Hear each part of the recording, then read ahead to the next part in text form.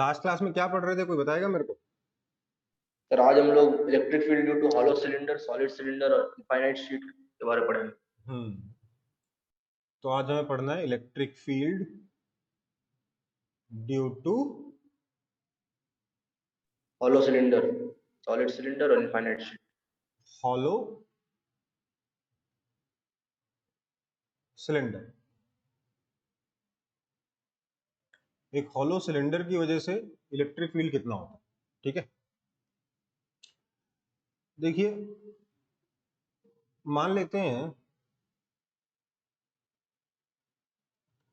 कि ये मेरे पास एक हॉलो सिलेंडर है, और जब मैं सिलेंडर के इलेक्ट्रिक फील्ड के बारे में बात कर रहा हूं, I am taking the cylinder to be infinite.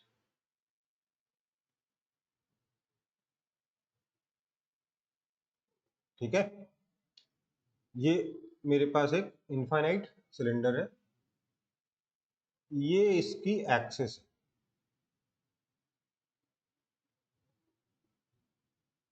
समझ में आया? तो इसकी लेंथ कितनी है? अच्छा,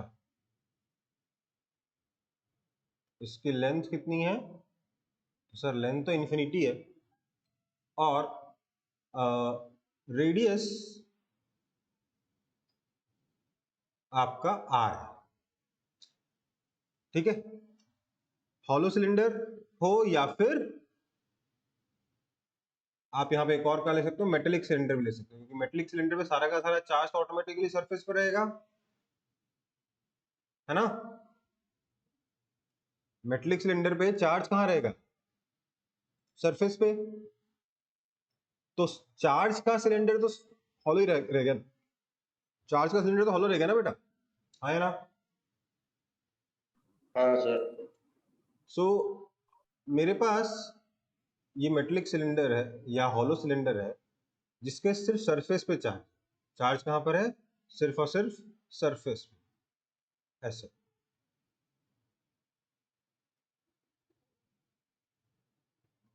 सर रिकॉर्डिंग। हाँ, रिकॉर्डिंग शुरू कर देते हैं, और रिकॉर्डिंग ऑन करना भूल गया था, अच्छा याद दिलाया। रिकॉर्डिंग ऑन है बेटा, कोई दिक्कत नहीं। तो सरफेस पे चार्ज, चार्ज डेंसिटी समझ मान लेते हैं सिग्मा है। यहाँ पे तो चार्ज डेंसिटी क्योंकि सरफेस पे, इसलिए सिग्मा मानना पड़ेगा ना। सरफेस एरिया पे डिस्ट्रीब्यूटेड है ना चार्ज, यस सर। तो ऐसे में मैं इसकी वजह से अगर इलेक्ट्रिक फील्ड निकालने जाऊं तो देखो, डेरिवेशन नहीं करना, सीधे फॉर्मूला बता रहा हूं। मेरे पास दो तरीके के पॉइंट्स हैं, एक अंदर वाला पॉइंट और एक बाहर वाला पॉइंट। अंदर वाले पॉइंट पे जो इलेक्ट्रिक फील्ड है उसको बोल देता हूं ई इन, बाहर वाले पॉइंट पे जो इलेक्ट्रिक फील्ड है उसको बोल देता हूं ई आउट। ठीक है, तो इसमें भी सीधा सा कॉन्सेप्ट है कि ई इन कितना होगा? जीरो होगा। ई इन कितना होगा? जीरो। अंदर इलेक्ट्रिक फील्ड कितना होगा? जीरो होगा। और ई आउट के लिए आपको ये इस पॉइंट का डिस्टेंस चाहिए होगा सेंटर से, सेंटर मतलब एक्सिस से। सो लेट्स से कि this distance is small r, then E out will be given by 2k lambda by small r. ये वही फॉर्मूला है जो कि इनफाइनाइट वायर की वजह से, ठीक है बेटा। अब बोलोगे सर लैम्डा क्या है ना। लैम्डा लीनियर चार्ज डेंसिटी, लेकिन क्वेश्चन में दे रखा आपको सरफेस चार्ज डेंसिटी। इसको येलो कर लो, जो गिवन है उसको सिग्मा लिख लो। क्वेश्चन में गिवन क्या है? सरफेस चार्ज डेंसिटी, और आपको फॉर्मूले में क्या मिल रहा है? Linear charge density. तो दोनों लैम्डा को निकालना आना चाहिए ना। तो हम क्या बोलेंगे कि total charge Q is equal to lambda into L, which is equal to 2 pi r into L area into sigma. That means lambda is equal to 2 pi r into sigma. समझ में आई बात, हाँ या ना?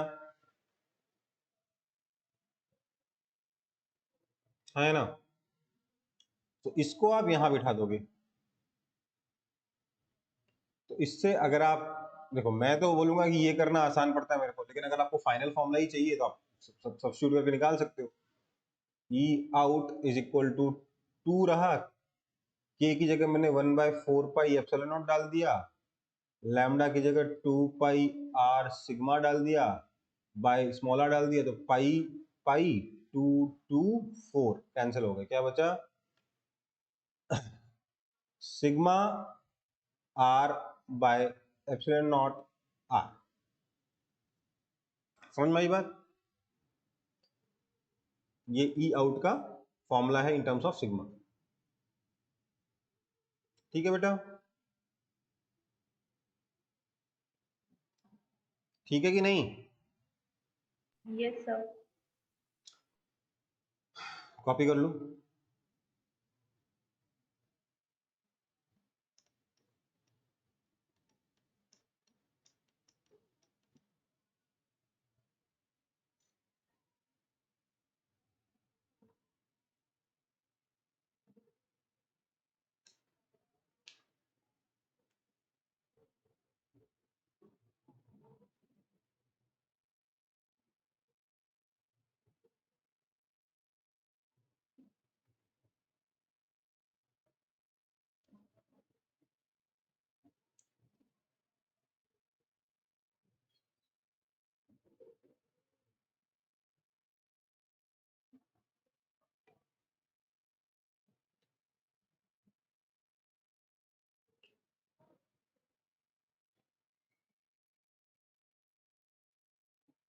कॉपी हो गया बेटा? देखो, मैं ईमानदारी से बोलूं, मुझे खुद ये फॉर्मूला याद है पर कभी यूज नहीं करता हूँ, मैं हर बार यहीं से निकालता हूँ। ठीक है,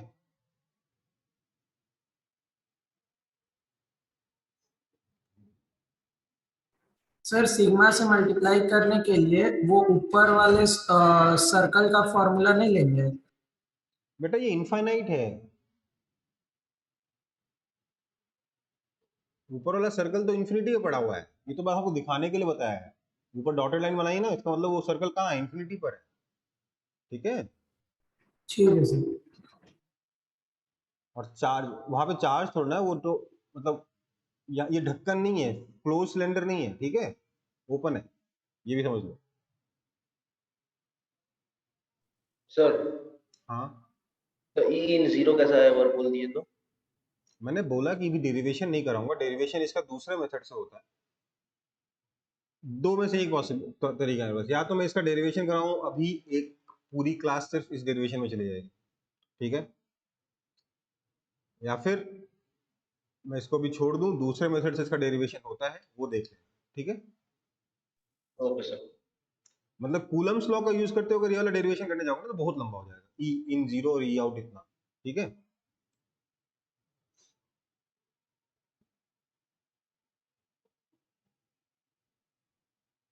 हो गया सर।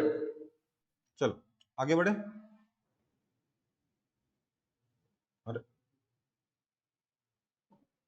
हम्म, तो अगला है हमारे पास टॉपिक क्या, electric field due to solid cylinder. Infinite है, ठीक है ना, इनफाइनाइट साइज है, यूनिफॉर्मली चार्ज।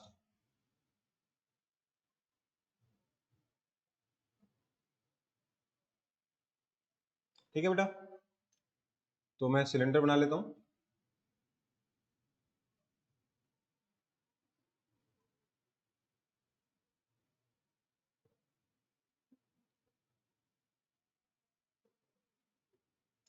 सही, थोड़ा आपको बड़ा चाहिए होगा, उसको उठा देता हूं।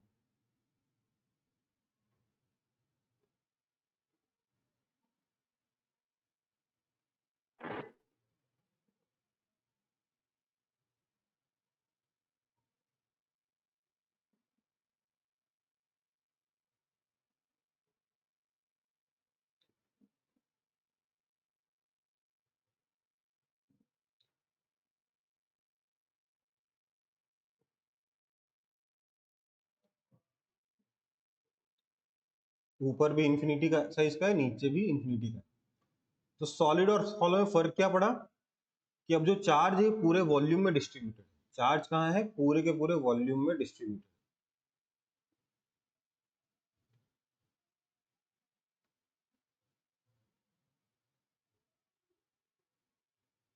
ठीक है, तो यहां पर रेडियस आपको गिवन है,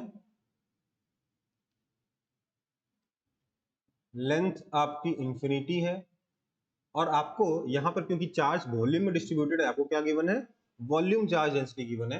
वो वॉल्यूम चार्ज डेंसिटी कितनी है, वो रो है, वॉल्यूम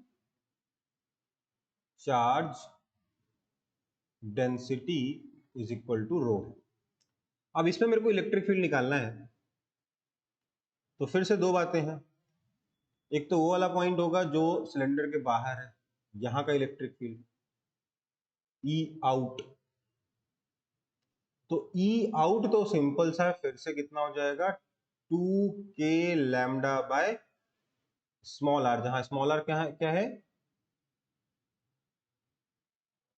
इसके सेंटर से या एक्सिस से डिस्टेंस है, या एक काम करते हैं इसको आर की जगह एक्स लिख लेते हैं, 2k लैम्डा बाय एक्स। ठीक है, लेकिन यहाँ लैम्डा निकालना पड़ेगा, तो लैम्डा कैसे निकलेगा sir, lambda into L is equal to pi r square L into rho, so L L चला गया, that means lambda is equal to pi r square rho. This means E out is equal to 2k pi r square rho by x. आप चाहो तो k की जगह 1/4 डाल सकते हो, आ जाएगा r square rho by 2x epsilon naught. ठीक है, समझ में आई बात।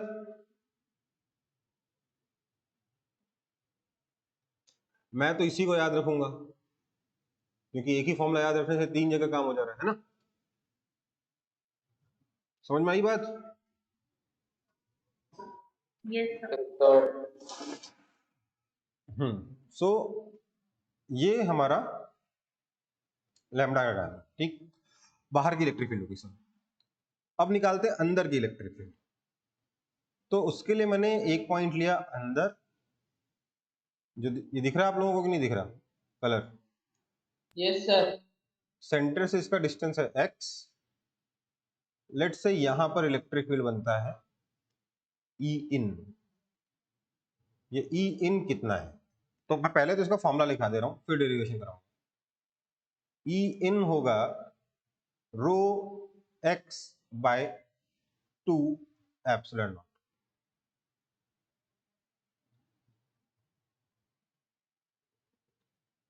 सर नहीं दिख रहा ठीक से। नहीं दिख रहा ना, सर रेड वाला नहीं दिख रहा।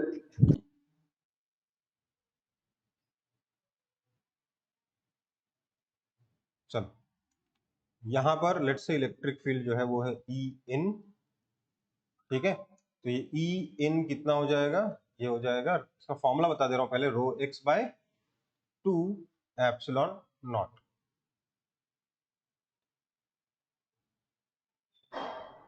ठीक है बेटा,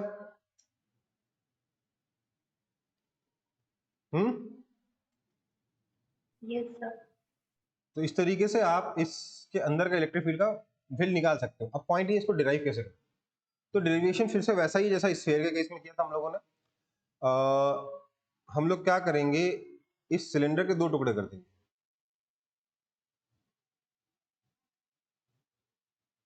एक तो ये अंदर वाला सिलेंडर, लेंथ इनफाइनाइट है लेकिन उसको बनाने का पास कोई उपाय नहीं, इसलिए फाइनाइट बनाना पड़ता है हमें, ठीक है। एक तो ये अंदर वाला सिलेंडर कंसीडर करेंगे इनफाइनाइट लेंथ का, और एक बाहर वाला सिलेंडर कंसीडर करेंगे।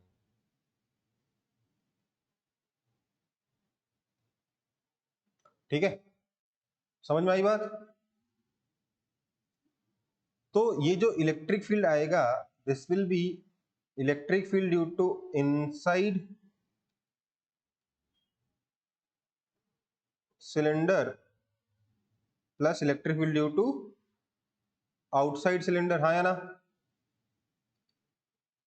होगा कि नहीं। बोलो, दो ही तो सिलेंडर है, अंदर पूरा सॉलिड है और बाहर हॉलो है, हाँ या ना?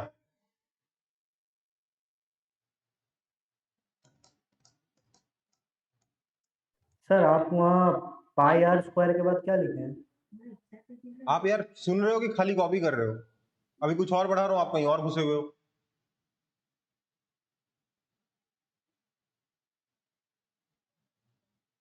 सर और एक बार रिपीट कर दीजिए, मैं नहीं समझा।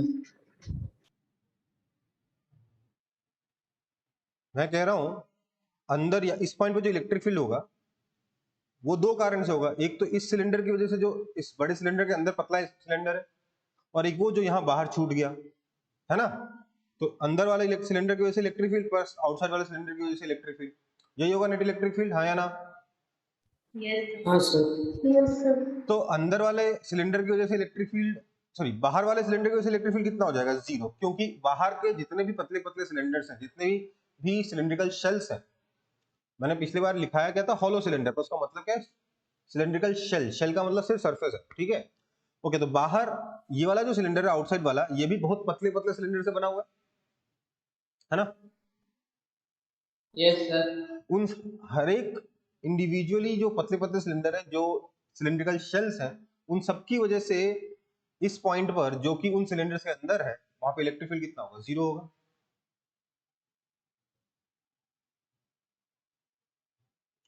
अगर आप यहां पर कोई भी एक सिलेंडर कंसीडर करोगे तो उस सिलेंडर के लिए ये वाला पॉइंट इनसाइड पॉइंट हो जाएगा ना, हॉलो सिलेंडर के इनसाइड पॉइंट। हाँ सर। तो हॉलो Yes, सिलेंडर के sir. अंदर इलेक्ट्रिक फील्ड कितना होता है? जीरो होता है। जीरो। तो आउटसाइड वाले सिलेंडर जो हैं उसकी वजह से कितना हो जाएगा इलेक्ट्रिक फील्ड? जीरो। बचा कैसे? इनसाइड सिलेंडर, है ना?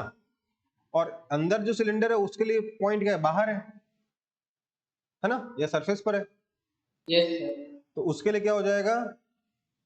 Electric field is equal to 2k lambda in by sorry x. Lambda, पूरा लैम्डा लेने के बजाय हम लोग सिर्फ इस, ये जो मैंने सियान कलर का जो लैम्डा बनाया है, जो ब्लू कलर मान लो, आप ब्लू कलर का जो सिलेंडर बनाया है उसका लैम्डा लेंगे, राइट? हाँ है ना?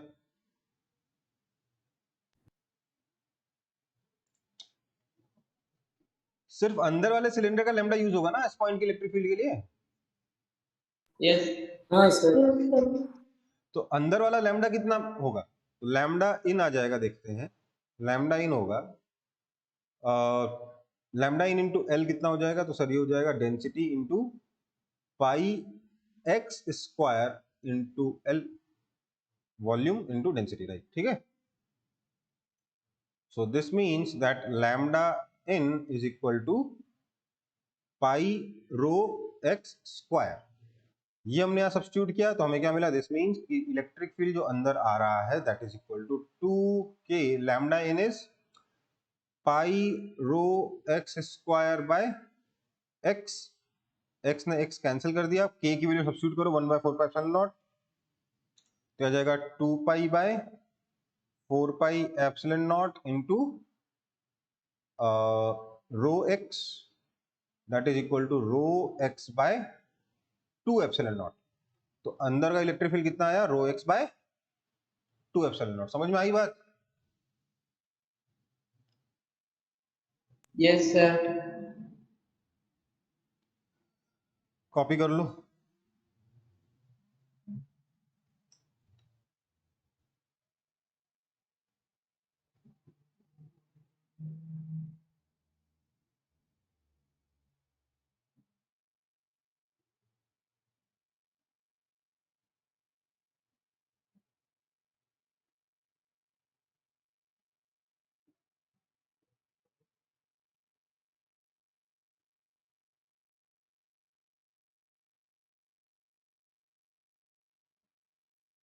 सर ये सब प्रूफ आता है स्कूल एग्जाम में?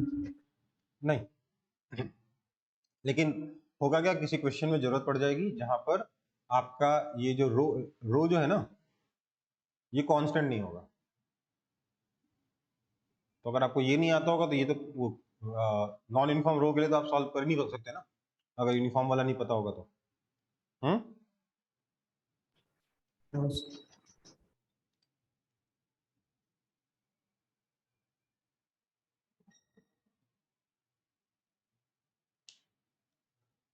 आगे बढ़े।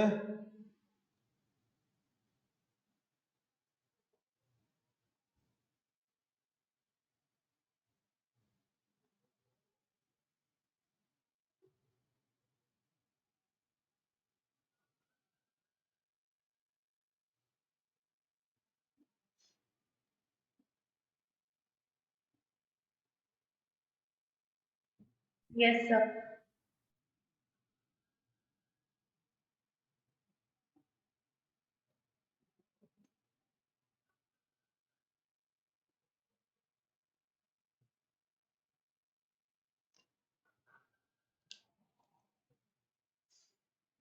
बढ़ रहा हूँ, नेक्स्ट पेज पे जा रहा हूँ। सेगमेंट है रुकिए।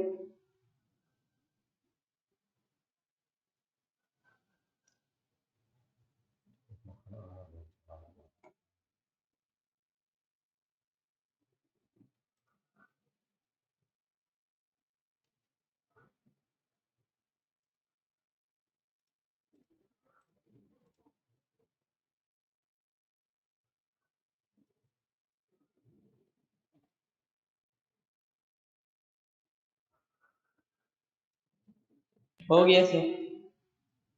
हो गया। यस।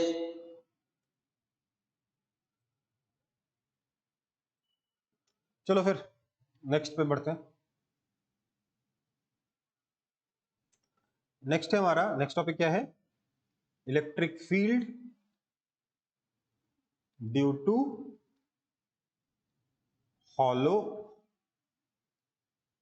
charged spherical shell. देखो समझो बात को, मैं बार बार हॉलो स्फीयर बोल के या हॉलो सिलेंडर बोल के काम चला ले रहा था, पर एक चीज को समझना, टेक्निकली अगर बात किया जाए तो शेल का मतलब क्या है? सिर्फ सरफेस, सिर्फ बहुत पतला सा सरफेस, जैसे एग का शेल होता है। लेकिन हॉलो स्फीयर के बारे में अगर बात की जाए तो ये एक स्फीयर है जिसके अंदर ये हॉलो कटा हुआ है, ये भी क्या हो जाएगा? हॉलो स्फीयर हो जाएगा, राइट? है ना?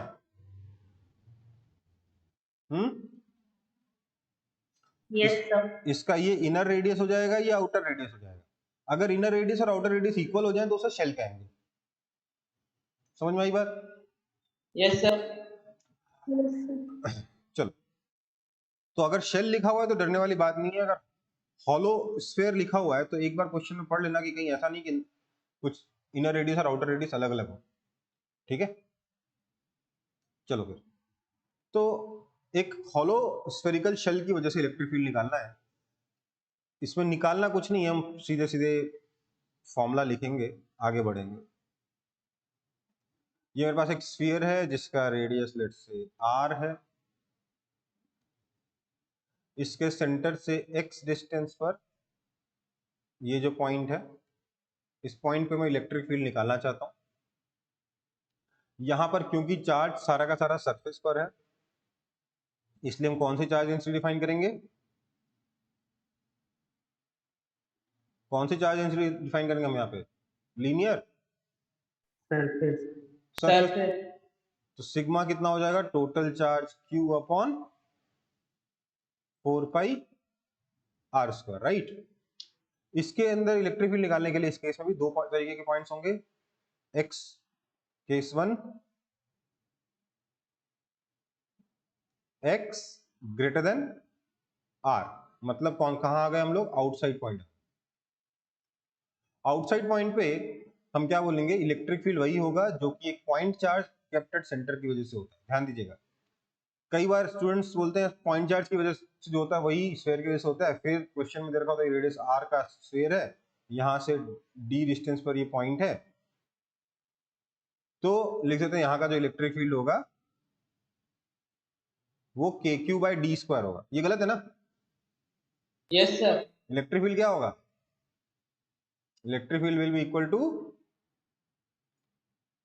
KQ by x square where x is the distance from the centre, surface से डिस्टेंस नहीं लेना, सेंटर से डिस्टेंस लेना है। ग्रेविटेशन में भी सेम फॉर्मूला है, उसमें भी आप यही गलती करते हो कई बार कि अर्थ के सरफेस से डिस्टेंस दे रखा होता है, उसको उसमें रेडियस ऐड नहीं करते, है ना? करते कि नहीं करते हो? इलेक्ट्रिक फील्ड कितना है? K Q by x square, ये आया आपका इलेक्ट्रिक फील्ड। केस 2, अगर आपका x इक्वल टू r है, मतलब आप कहां है? At the surface. यहां पे आपका इलेक्ट्रिक, अच्छा ये तो लास्ट क्लास में कर चुके हैं ना? Yes, sir. अच्छा चलो, अब लिख दिया तो खत्म कर देता हूं। Electric field is equal to के क्यू बाय आर स्क्वायर होगा। और केस 3, जहां पे आपका x लेस देन r है, तो मतलब इनसाइड पॉइंट के लिए क्या था इलेक्ट्रिक फील्ड, इसको कॉपी मत करना, ये समझ लो रिवीजन हो गया। इलेक्ट्रिक फील्ड कितना हो जाएगा? ई इन कितना हो जाएगा? 0 हो जाएगा, है ना? सॉलिड के लिए क्या देखा था हमने?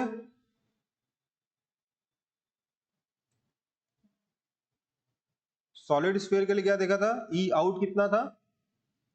वो तो K Q by x square ही था, पर ई इन कितना था? Rho x by 3 epsilon naught, यही था ना फॉर्मूला?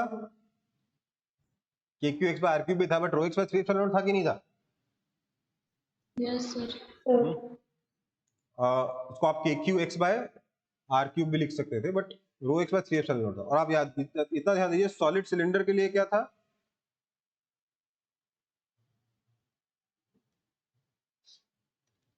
ई इन कितना है? रो एक्स बाय 2 एप्सिलॉन नॉट है ना? सिमिलर फॉर्मूला है कि नहीं है? Yes, sir. चलो आगे बढ़ रहा हूं मैं, फिर ये कॉपी नहीं करना है, बस कंपेयर करवा रहा था। नेक्स्ट है आपका electric field due to infinite sheet. एक इनफाइनाइट साइज की शीट है। अब यार मेरे पास जो स्क्रीन है वो खुद ही फाइनाइट साइज की है, 2 डायमेंशनल फ्लैट स्क्रीन है, और उस पे मुझे 2 डायमेंशनल इनफाइनाइट साइज की शीट बनानी है। कैसे ड्रॉ कर सकता हूँ? कोई पॉसिबिलिटी है क्या? नहीं है। तो अपन लोग काम चलाओ ड्रॉ करते हैं, ठीक है? तो ये अपने पास एक इनफाइनाइट शीट है।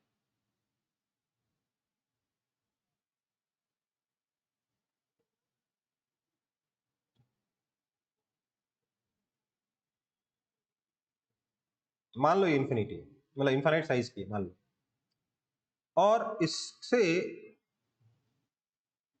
x डिस्टेंस पर ये जो पॉइंट P है, यहां पे मेरे को इलेक्ट्रिक फील्ड चाहिए। अब अगर ये इनफाइनाइट साइज की शीट है तो मुझे इसमें क्या पता होगा? मुझे इसमें पता होगा सिग्मा, है ना? क्योंकि चार्ज तो सारा एरिया में डिस्ट्रीब्यूटेड है ना। समझ रहे हो बात को? Yes, हम sir. करते हैं, थिन लिख लो, ठीक है? Electric field due to thin infinite sheet. Charge density sigma है, मुझे पॉइंट P पे इलेक्ट्रिक फील्ड चाहिए। कैसे करूं मैं? इलेक्ट्रिक फील्ड निकालूं कैसे? एक काम करता हूँ, x की जगह में कुछ d वर्ड यूज कर लेता हूँ। चल ठीक है, x ठीक है, कोई दिक्कत नहीं। कैसे निकाला जाए मुझे बताइए। इनफाइनाइट शीट में कैसे बना सकता हूँ, किस तरीके से बना सकता हूँ?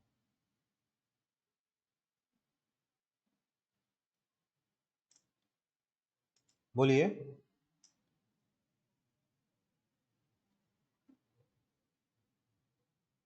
बहुत सारे इनफाइनाइट वायर को जोड़ के। बहुत सारे इनफाइनाइट वायर्स को जोड़ के, आया ना? यहाँ पे मुझे जवाब चाहिए आप लोगों से, ऐसे नहीं बनाऊंगा। हाँ सर, बहुत सारे इन्फिनिट वायर को जोड़ के। तो मैंने क्या किया, यहां से कुछ वायर डिस्टेंस पे गया और एक पतला सा वायर कंसीडर किया,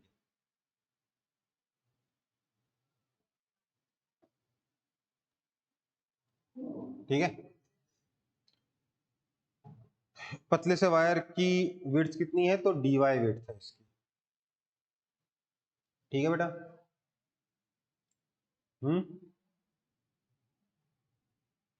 Yes, sir. समझो बात। लेट्स से इसकी हाइट l थी, विड्थ b थी, इनफाइनाइट वायर की। ये l भी टेंडिंग टू इन्फिनिटी है, b भी टेंडिंग टू इन्फिनिटी है, l b tending to infinity है, तभी ना बनेगा इनफाइनाइट शीट। सो ऐसे में मैं बोल सकता हूं सिग्मा, अच्छा इस पर जो छोटा सा चार्ज आएगा dq that is equal to sigma into b dy, हाँ या ना? समझ में आ रही बात? इसका एरिया कितना है? लेंथ b है इसकी और विड्थ dy है। एरिया कितना हो गया? b into dy into sigma क्या हो जाएगा? इसके ऊपर रखने वाला चार्ज, हाँ या ना? Yes, sir. This implies dq by b that is d lambda, यही होगा ना, चार्ज पर यूनिट लेंथ। समझ में आ रही बात?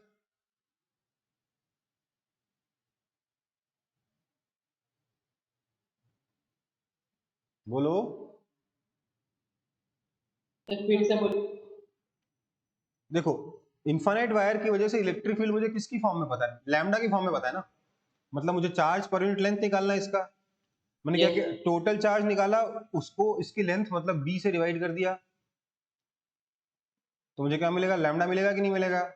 लैम्डा बहुत छोटा होगा क्योंकि ये पतला सा वायर है, राइट? Yes, sir. वो लैम्डा कितना है? Sigma dy। अब मैं इसकी वजह से इलेक्ट्रिक फील्ड निकालूंगा। इलेक्ट्रिक फील्ड निकालने के लिए मुझे इस r की जरूरत पड़ेगी, उसकी वजह से इलेक्ट्रिक फील्ड आएगा इधर की तरफ dE, हाँ या ना?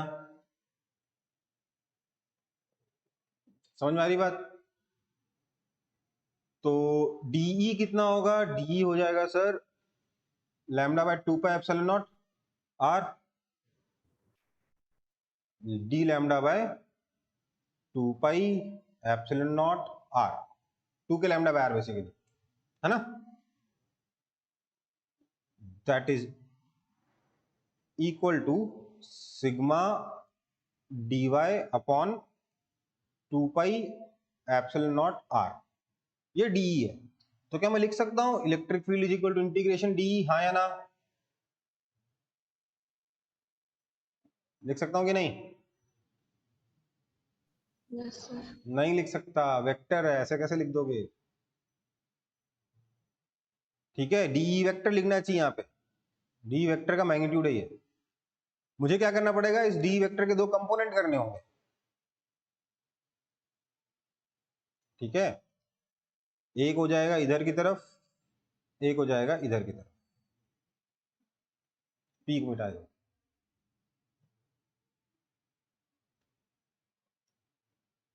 अगर ये एंगल थीटा है तो ये वाला एंगल भी थीटा होगा, ये हो जाएगा डीई कॉस थीटा, ये हो जाएगा डीई साइन थीटा। देखो ऊपर वायर डिस्टेंस पे जाके जो वायर मिला है उससे डी साइन थीटा नीचे आया है, नीचे वायर डिस्टेंस पे जाके जो वायर मिलेगा उससे डी साइन थीटा ऊपर आएगा, दोनों कैंसिल हो जाएंगे, है ना? बोलो।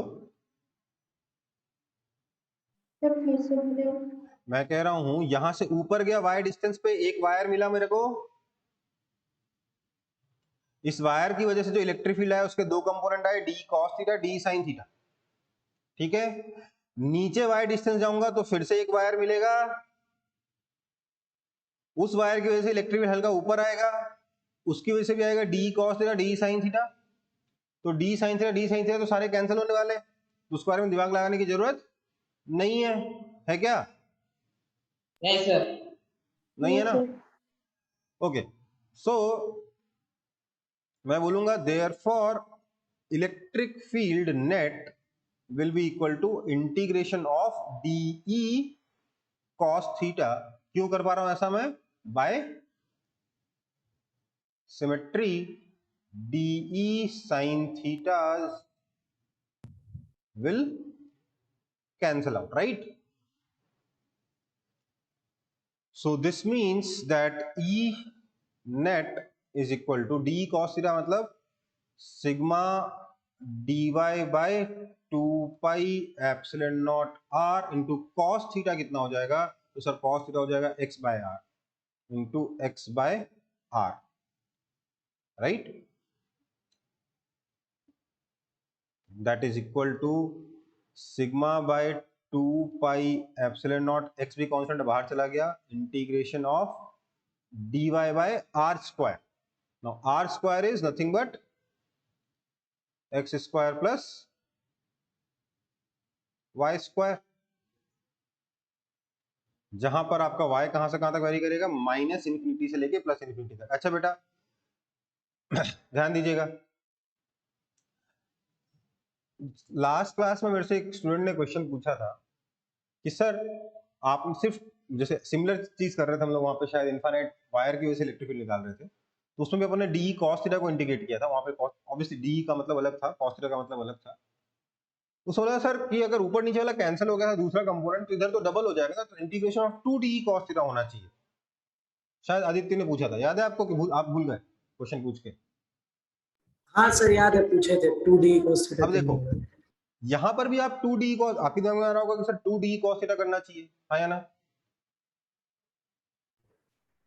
नहीं सर समझ गया, एक स्ट्रिप लिए थे उसके चलते d. लेकिन बात समझो बात को, 2d cos थीटा से निकाल सकते हैं, पर उसमें और इसमें फर्क क्या रहेगा? लिमिट्स का. मैंने लिमिट डाली माइनस इन्फिनिटी से इन्फिनिटी. अगर आप 2d cos थीटा से कर रहे हो तो मतलब आप जब वायर ऊपर जा रहे हो तो नीचे वाला वायर ऑटोमेटिकली कंसीडर कर ले रहे हो ना?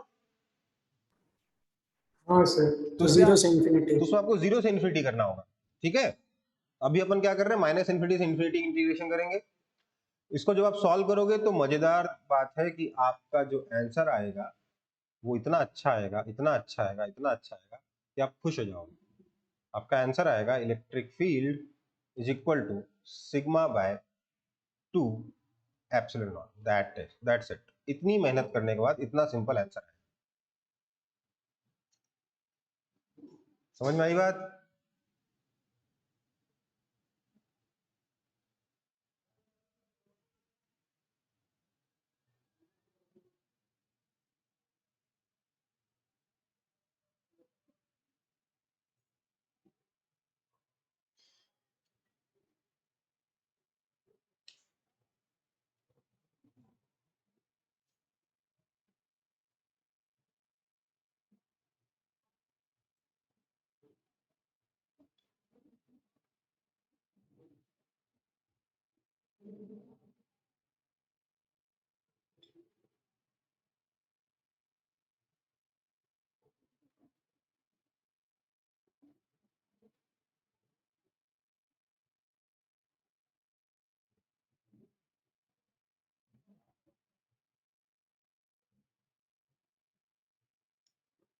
देखिए ध्यान दीजिएगा, इसमें सबसे इंटरेस्टिंग चीज क्या है? This is independent of x. ये एक्स पे डिपेंड नहीं कर रहा. आप इस इनफाइनाइट शीट से कितनी भी दूर चले जाओ, इलेक्ट्रिक फील्ड कितना रहेगा? सिग्मा बाय 2 एप्सिलॉन नॉट ही रहेगा. समझ में आई बात?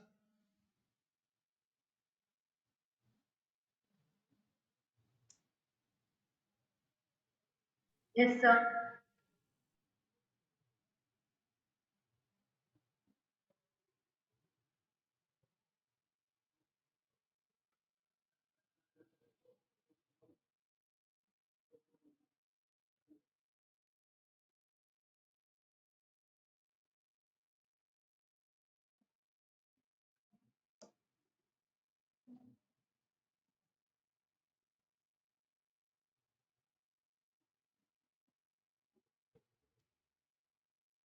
इंडिपेंडेंट ऑफ एक्स क्यों है? देखो आंसर में नहीं आया ना एक्स. अगर एक्स पॉइंट में एक्स डिस्टेंस में जो पॉइंट है उसको आप इंफिनिटी में लेके जाएंगे तो तब तो इलेक्ट्रिक फील्ड जीरो हो जाएगा ना. बात सुन, आपकी जो शीट है वो इनफाइनाइट लेंथ की है, ठीक है? यस. अब इन्फिनिटी का मतलब क्या होता है पहले समझो. वो चारों तरफ फैली हुई है, ठीक है? पूरा इन्फिनिटी तक, ऊपर जहां तक देखो शीट ही शीट, शीट ही शीट, शीट ही शीट. एक मतलब तो ये समझते हो जो हमको बेसिक, जब मैं बोल रहा हूँ इलेक्ट्रिक फील्ड का मतलब थिन शीट है, सॉरी इनफाइनाइट शीट का मतलब अगर बोल रहा हूँ तो क्या बोलो, ऊपर देखो तो शीट ही शीट, दाएं देखो तो शीट ही शीट, बाएं देखो तो शीट ही शीट, शीट ही शीट, शीट ही शीट, यही है ना? Yes sir. अब आप बोल रहे हो सर अगर x को इन्फिनिटी कर दें, तो यार अगर आप x को इन्फिनिटी कर दें तो आप शीट को छोटा देख रहे हो, राइट? Yes sir. शीट को छोटा देखने की कोशिश करो तो इनफाइनाइट शीट बचा ही नहीं। अगर आपको शीट के एजेस कहीं से नजर आ गए तो वो तो इनफाइनाइट शीट बचा ही नहीं ना। हाँ सर। अब समझो प्रैक्टिकल मीनिंग। प्रैक्टिकल मीनिंग ये होता है बेटा कि आप शीट के इतने पास में हो, इतने पास में हो, इतने पास में हो कि ऊपर नीचे चारों तरफ शीट ही शीट है। मतलब ये x जो है ना, ये बहुत छोटा है। इनफाइनाइट शीट में शीट तो सच में हम इनफाइनाइट साइज का ला नहीं सकते, तो प्रैक्टिकली क्या करते हैं हम x को बहुत छोटा कर देते हैं in comparison to dimension of this sheet. Okay, तो this sheet becomes effectively an infinite sheet. ठीक है बेटा? Yes sir. तो अगर x बहुत छोटा है तो उस केस में इलेक्ट्रिक फील्ड कितना होगा? Sigma by 2 epsilon naught. ठीक है,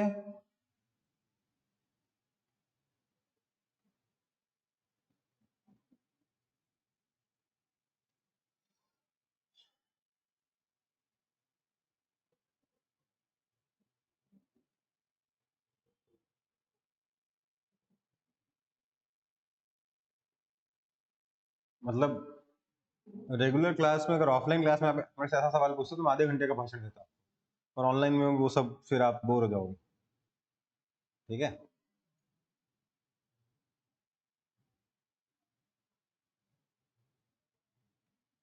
आगे बढ़े। Yes sir. So electric field जो है अपना कितना है? Sigma by 2 epsilon naught. This is due to thin infinite sheet. ध्यान दीजिएगा, this is due to thin infinite sheet. Okay, ठीक है।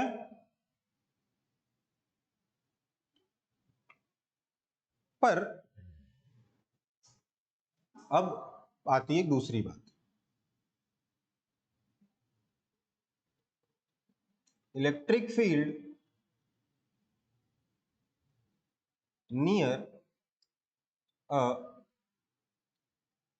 मेटेलिक इनफाइनाइट शीट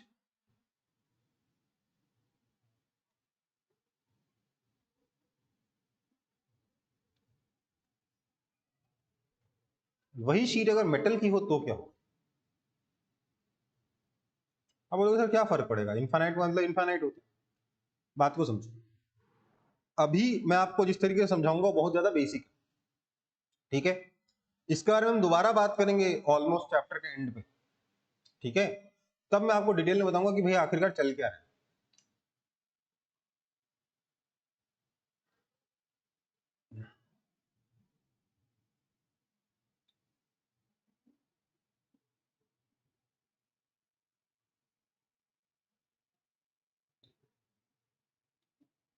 ये मेरे पास एक इनफाइनाइट शीट है, ठीक है? लेकिन ये किसकी है? मेटल की है। तो मेटल पे चार्ज कैसे रहेगा बेटा? तो सर मेटल पे चार्ज तो ऐसे रहेगा, इस सरफेस पे रहेगा सर। ये प्लस प्लस बना रहा हूँ, कलर से कोई खास फर्क नहीं पड़ता, पढ़ना जरूरी नहीं है इसको। और इस सरफेस पे भी रहेगा सर, हाँ या ना? ये मैं साइड से दिखा रहा हूँ शीट को, ये शीट की थिकनेस है, ठीक है?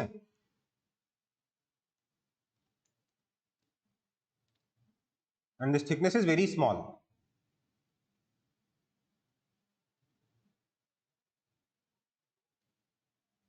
ये मैं इसलिए लिखा ताकि आपको समझ में आ जाए कि शीट को हम साइड से देख रहे हैं, ठीक है?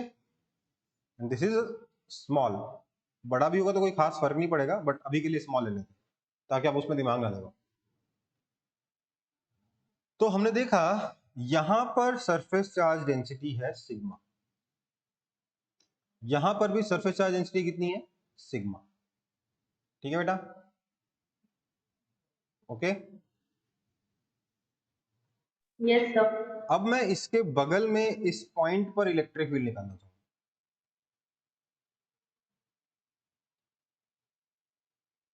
ठीक है? या थोड़ा दूर भी निकाल सकते हो, कोई बड़ी बात नहीं है।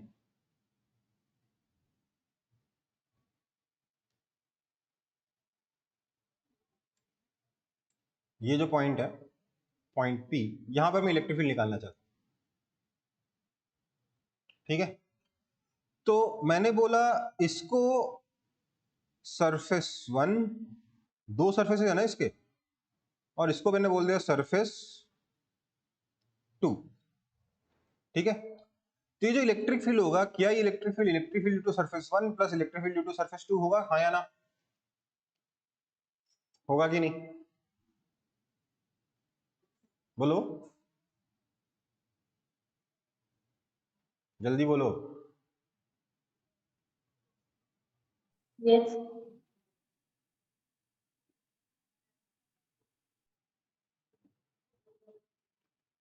तो मतलब क्या हो गया कि electric field near metallic sheet is कितना, सिग्मा बाय एप्सिलॉन नॉट। समझ में आई बात? आप बोलोगे सर ऐसा कैसे हो गया सर, इनफाइनाइट शीट की वजह से तो electric field sigma by 2 epsilon not होता था, यहाँ पे सिग्मा बाय एप्सिलॉन नॉट कैसे आ गया सर, बोलिए।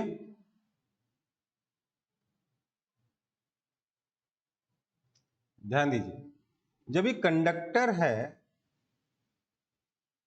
तो इसमें एक सिग्मा इधर भी एक सिग्मा इधर भी, और जब इंसुलेटिंग शीट थी जहां पे पूरे वॉल्यूम में चार्ज डिस्ट्रीब्यूटेड था, उसमें क्या होता था,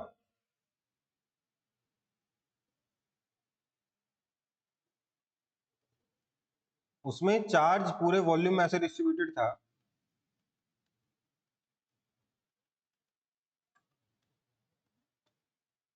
यहां पे हमने बोला चार्ज डेंसिटी सिग्मा है। तो अगर मान लीजिए इसका एरिया A है which is tending to infinity, तो मैं यहां पर चार्ज Q कितना बोलूंगा, सिग्मा इंटू एरिया, है ना? बोलिए,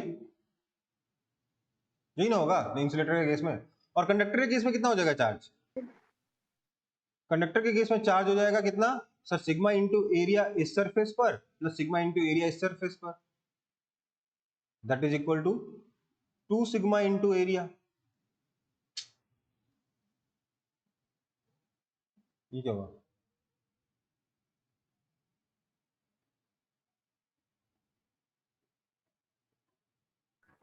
ये क्या हुआ, अरे वो पूरा डिलीट ही हो गया क्या?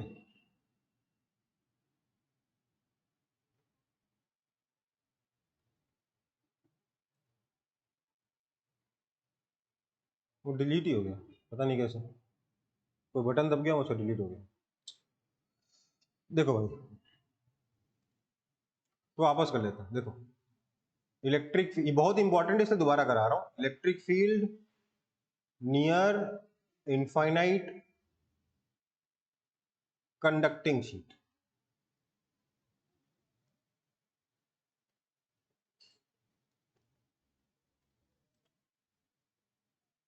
कॉपी करते चलो इस बार।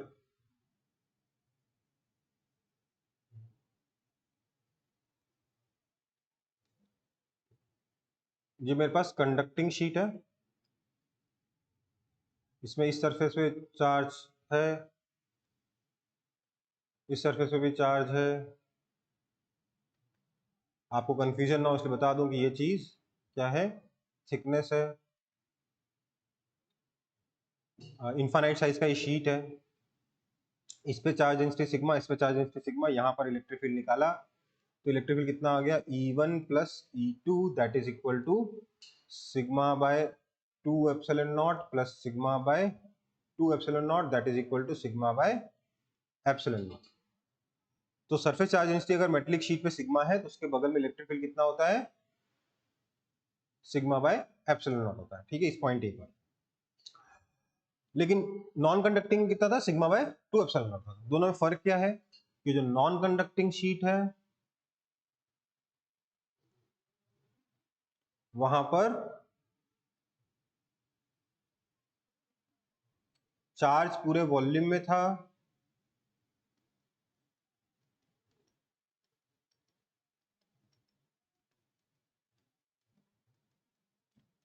और इस पॉइंट पर इसलिए इलेक्ट्रिक फील्ड कितना आया था, सिग्मा बाय एप्सिलॉन। अगर मैं इसका एरिया ए मान लूं विच टेंड्स टू 0 इंफिनिटी, तो आई कैन से कि इसका जो चार्ज Q होगा that will be equal to sigma into area. पर इसमें जो चार्ज Q होगा that will be equal to sigma into area plus sigma into area that is equal to 2 sigma into area. Basically overall charge density जो है यहाँ पर वो 2 sigma है। समझ में आ रही बात? इसलिए यहाँ पर जो इलेक्ट्रिक फील्ड आ रहा है वो that is equal to basically 2 sigma by 2 epsilon naught that is equal to sigma by epsilon naught. तो दोनों के फॉर्मूले सेम है, सिर्फ दिखने में अलग है। ठीक है, मैं ये समझाना चाह रहा हूं। और इसलिए और ये एग्जाम में बहुत ज्यादा मिस्टेक करवाता है भैया। अच्छे अच्छे लोग सब जानते हुए सिली मिस्टेक कर बैठते हैं सिग्मा बाय एप्सिलॉन नॉट और सिग्मा बाय 2 एप्सिलॉन नॉट में, क्योंकि ठीक से पढ़ते नहीं है कि कंडक्टिंग शीट है कि नॉन कंडक्टिंग शीट है। और ध्यान दीजिएगा बेटा, पिछले टॉपिक में मैंने क्या लिखाया, मैंने लिखा है, ध्यान दीजिएगा, अगर लैंग्वेज में नोट कर सकते हैं आप। यहां मैंने लिखा है electric field due to thin sheet, है ना। और यहां मैंने क्या लिखवाया, electric field near infinite conducting sheet. समझ में आई बात? ये सिर्फ इस सरफेस की वजह से नहीं है, इस सरफेस को मिलाकर। ओके बेटा, इस सरफेस की चार्ज डेंसिटी सिग्मा है तो बगल में electric field sigma by epsilon not है, बहुत बढ़िया बात है। पर ये सिर्फ इस सरफेस की वजह से नहीं है, बल्कि इस दूसरे सरफेस को मिलाने के बाद आ रहा है। ठीक है बेटा, हाँ या ना?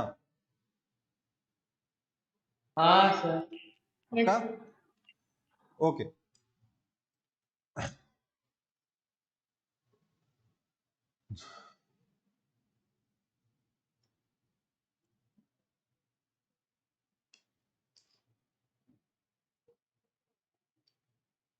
इसलिए वहां मैंने ड्यू टू लिखा है और यहां मैंने नियर लिखा है। तो लैंग्वेज का बहुत अच्छे से ध्यान रखना पड़ता है। ठीक है,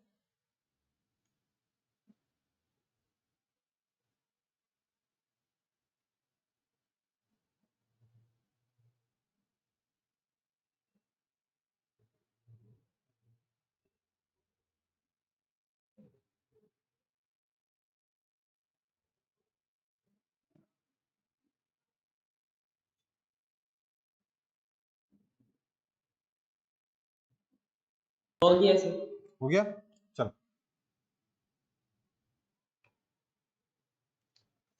नेक्स्ट आपका टॉपिक है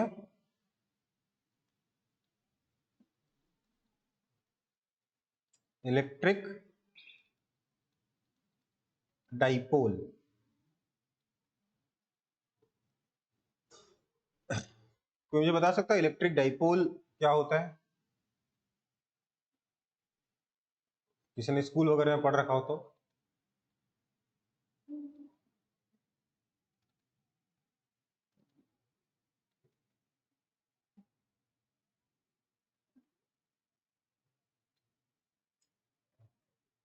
ये बड़ा टॉपिक है, मैं आपको बता दूं, this is most important for school and board.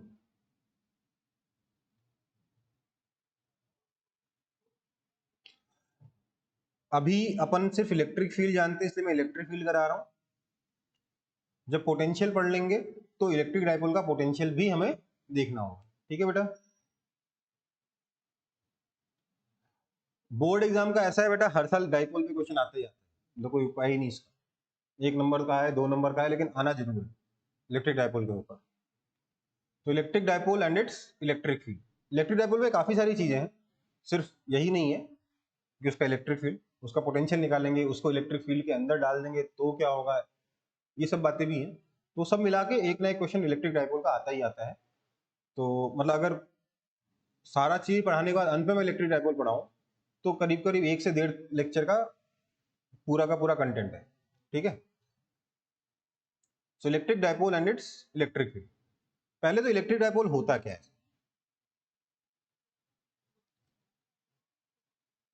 Electric dipole होता क्या है? तो sir electric dipole is nothing but two equal and opposite charges separated by a small distance.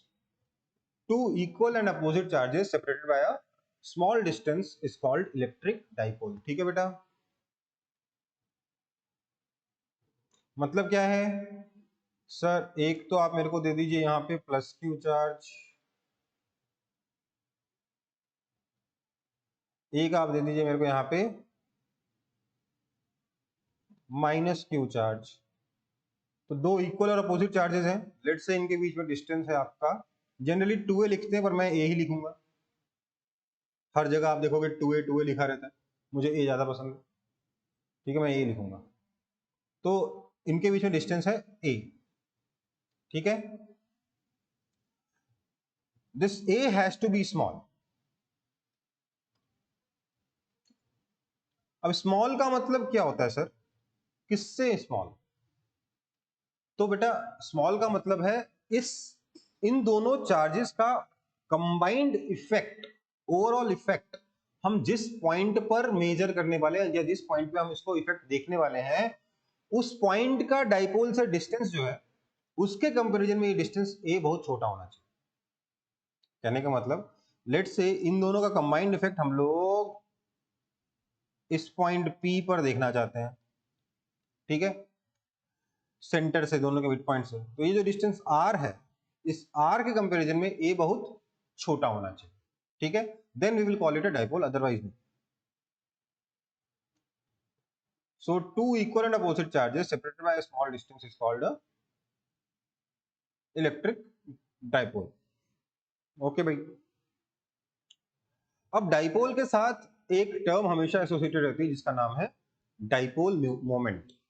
Dipole moment आप लोगों ने बिना कुछ खास जाने समझे इसके बारे में केमिस्ट्री में, ऑर्गेनिक केमिस्ट्री में बात कर रखी होगी अभी तक, कि नहीं करी है?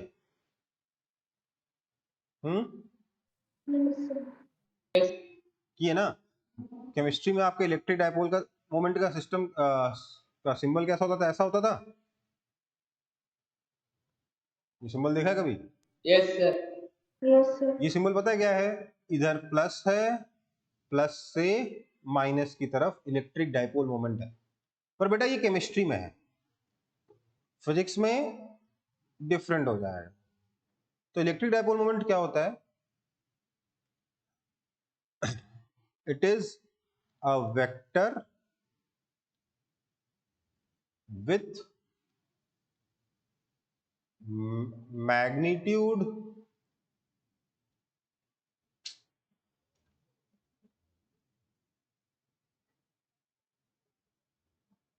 equal to product of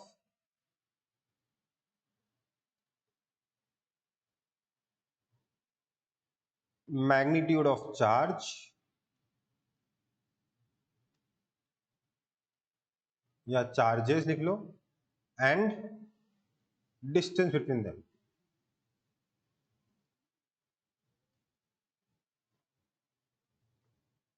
लेकिन क्योंकि वेक्टर है, डायरेक्शन कैसे मिलेगा? Directed from negative to positive charge.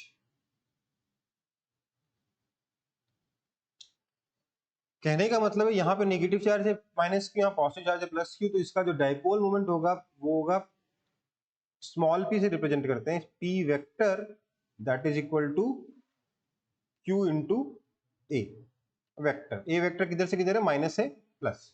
काम करता हूं यहां पर, ये करता हूं, तो a वेक्टर उधर हो गया। समझ में आया कि नहीं आया?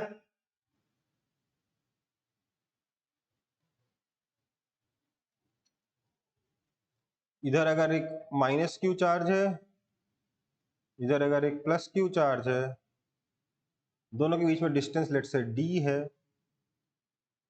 तो डाइपोल वेक्टर हो जाएगा q into d directed from negative charge to positive charge. ठीक है, ओके बेटा। फिजिक्स में हमेशा ये माइनस से प्लस की तरफ होता है, केमिस्ट्री में प्लस से माइनस का कन्वेंशन दे रखा है हमने, ठीक है।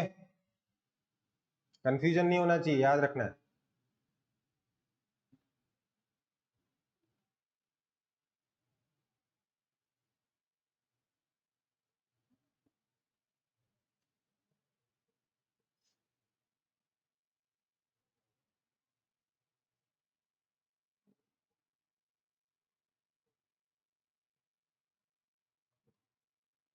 कॉपी हुआ?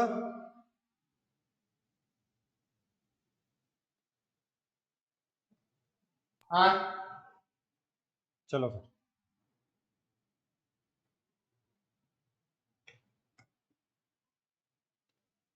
नेक्स्ट हम लोग क्या देखेंगे। देखो, दो चार्जेस का डाइपोल मोमेंट निकालना आता है, पर डाइपोल मोमेंट, ये कलर नहीं दिख रहा है। हाँ अच्छा कलर, ये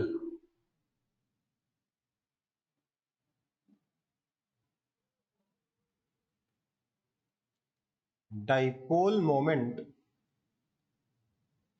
ऑफ मल्टीपल चार्ज सिस्टम, ठीक है। पहला मैं सिंपल सा ले रहा हूं,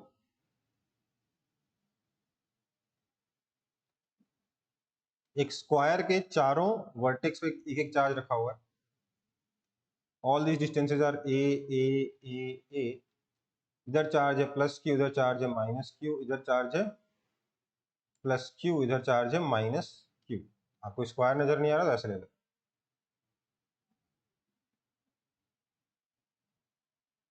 ठीक है। इसका डाइपोल मोमेंट कितना होगा फटाफट बताइए।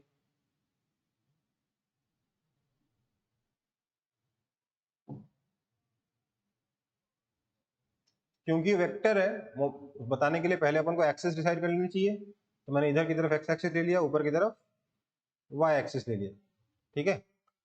तो डाइपोल मोमेंट कितना हो जाएगा, P vector is equal to minus q a i cap minus q a i cap, that is equal to minus 2QA i cap. समझ में आया कैसे हुआ ये? एक तो हुआ इसका, एक हुआ इसका, समझ में आया? सारे चार्जेस आ गए, दो डाइपोल मोमेंट है, दोनों के दोनों लेफ्ट साइड में है, तो नेट डाइपोल मोमेंट कितना हो जाएगा, -2QA आई कैप। समझ में आई बात? हाँ सर। पक्का? हाँ सर। दूसरा, इस बार हमारे पास एक ट्रायंगल है,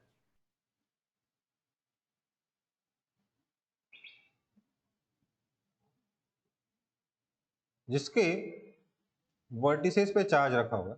एक चार्ज यहां रखा हुआ है, एक चार्ज यहां रखा हुआ है, एक चार्ज यहां रखा हुआ है। 2Q minus Q minus Q, ठीक है। तो क्या करेंगे,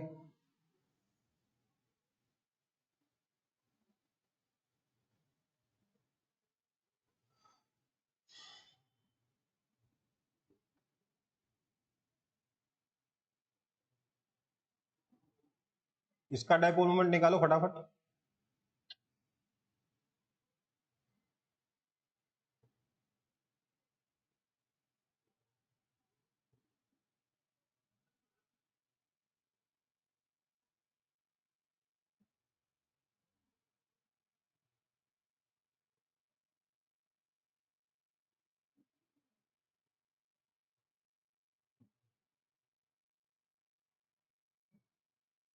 सर सेकंड वाले में डाइपोल है कि डाइपोल मोमेंट होगा? है, देखो ऐसे कोई भी क्वेश्चन चेक करने के लिए क्या करो, स्टेप 1 लिखो, check if net charge is 0 और नॉट। नेट चार्ज 0 है क्या? हाँ है, मतलब डाइपोल है। समझ में आई बात? ठीक है। इसके बाद आप अपने कन्वीनियंस के हिसाब से उन चार्जेस के टुकड़े कर सकते हो। स्टेप 2 में क्या किया हमने, बोला ये 2q माइनस क्यू, इसकी जगह मैं काम करता हूं, ये q माइनस क्यू, एक और q और माइनस क्यू, ऐसे भी तो देख सकते हैं कि नहीं देख सकते इसको, हाँ या ना। हाँ सर। अब क्या हो जाएगा, एक डाइपोल ऐसे आ जाएगा, एक डाइपोल ऐसे आ जाएगा, ये कितना QA, ये भी कितना QS, A इसका साइड लेंथ है, ठीक है। तो बेसिकली अब इन दोनों वेक्टर्स को ऐड करना है जिनके बीच में एंगल कितना 60 डिग्री है। आप बोलोगे सर हेड से हेड कैसे एंगल मेजर कर रहे हो, चलो भाई ऐसे है, ये एंगल 60 डिग्री है, इधर भी QA इधर भी QA, तो नेट डाइपोल मोमेंट किधर आएगा, ये y डायरेक्शन में आएगा नेट डाइपोल मोमेंट, हाँ या ना, क्योंकि x कंपोनेंट तो कैंसिल हो जाएंगे।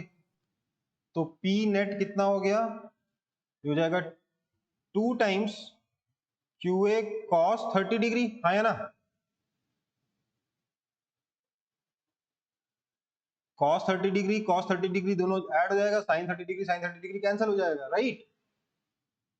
That is equal to 2 times QA into √3/2, that is equal to QA √3, direction क्या होगा J cap, √3 QA J cap, समझ में आया।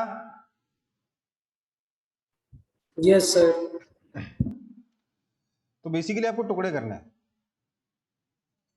इसको सॉल्व करने का एक ऑल्टरनेट तरीका भी है। ऑल्टरनेट तरीका क्या है, देखो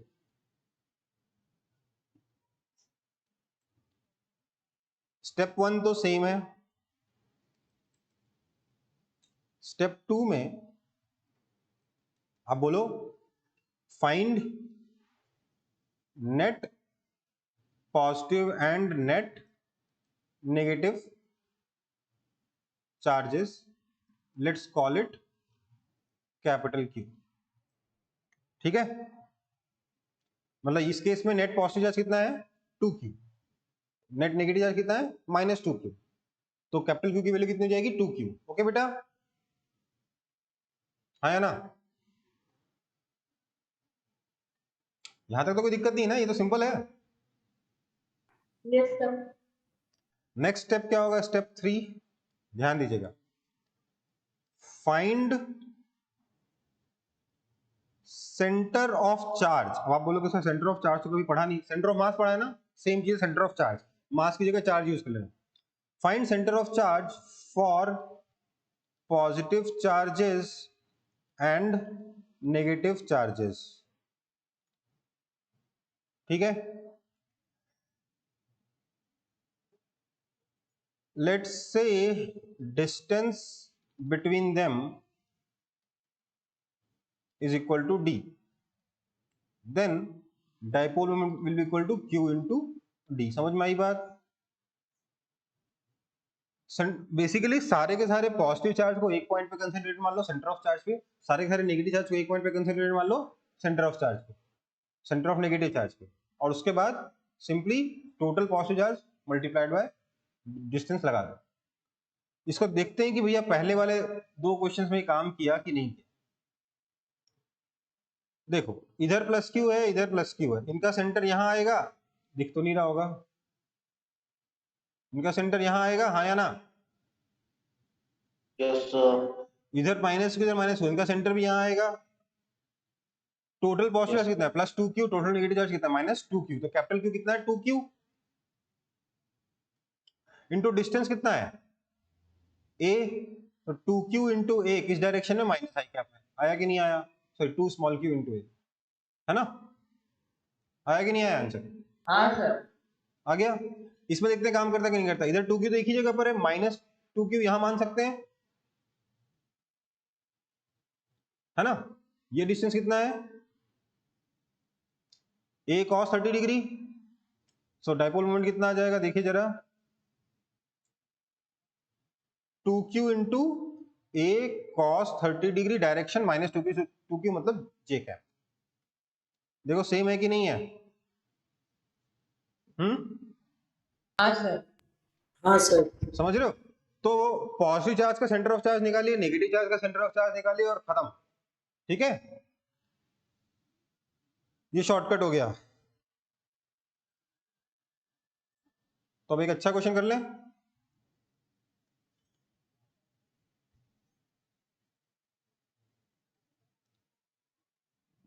तो ऑल्टरनेट वाला लिखे नहीं सर, लिखने दीजिए। लिख लो। वो जो रेड कलर से बना है उसको मत बनाना, नहीं तो कंफ्यूज हो जाओगे। ठीक है सर।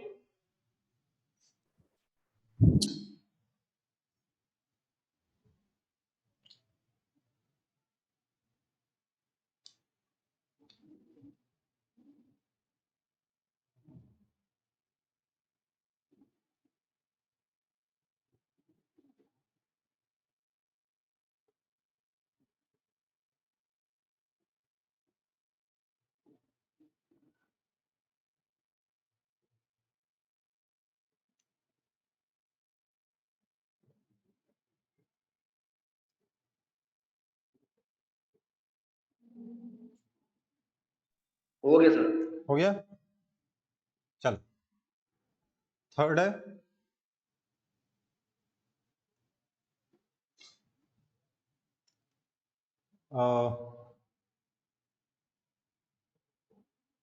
मेरे पास ये एक रिंग है,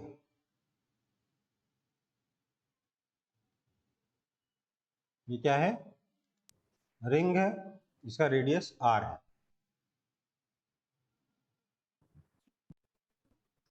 ये x एक्सिस,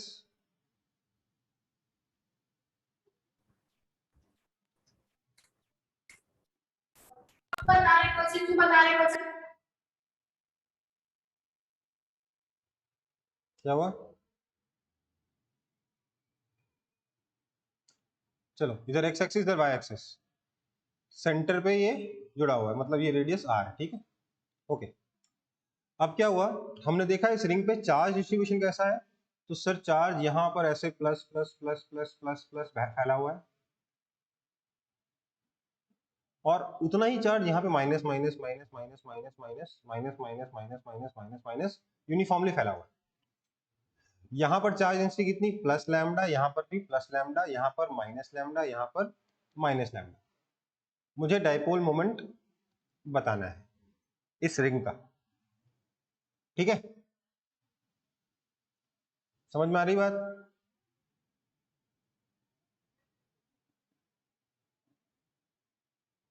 तो क्या करेंगे हम, ऊपर का जो टोटल प्लस चार्ज है वो कैपिटल क्यू कितना होगा बताइए तो?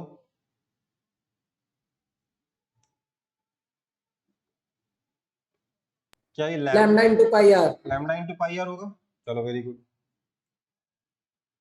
अब मेरे को क्या करना है, इस प्लस क्यू का सेंटर ऑफ चार्ज चाहिए, माइनस क्यू का सेंटर ऑफ चार्ज चाहिए। तो मुझे पता है रिंग का सेंटर ऑफ चार्ज का फॉर्मूला आपको मालूम है, आप मुझे, लेकिन मुझे ये भी मालूम है कि आप लोग भूल चुके हो। हमने पढ़ा था पर आप लोग भूल चुके हो। यहाँ पे आएगा, इसको मैं y बोल दे रहा हूँ, नेगेटिव चार्ज का सेंटर ऑफ चार्ज यहाँ पे आएगा, ये डिस्टेंस भी y होगा, राइट? हाँ या ना? Yes sir. यहाँ पे मैं मान लूंगा पूरा प्लस क्यू चार्ज है, यहाँ मान लूंगा पूरा minus q charge, right? y का फॉर्मूला याद है कि भूल गए? YCM कितना होता था सेमी सर्कुलर रिंग का? याद है सर। क्या बताओ?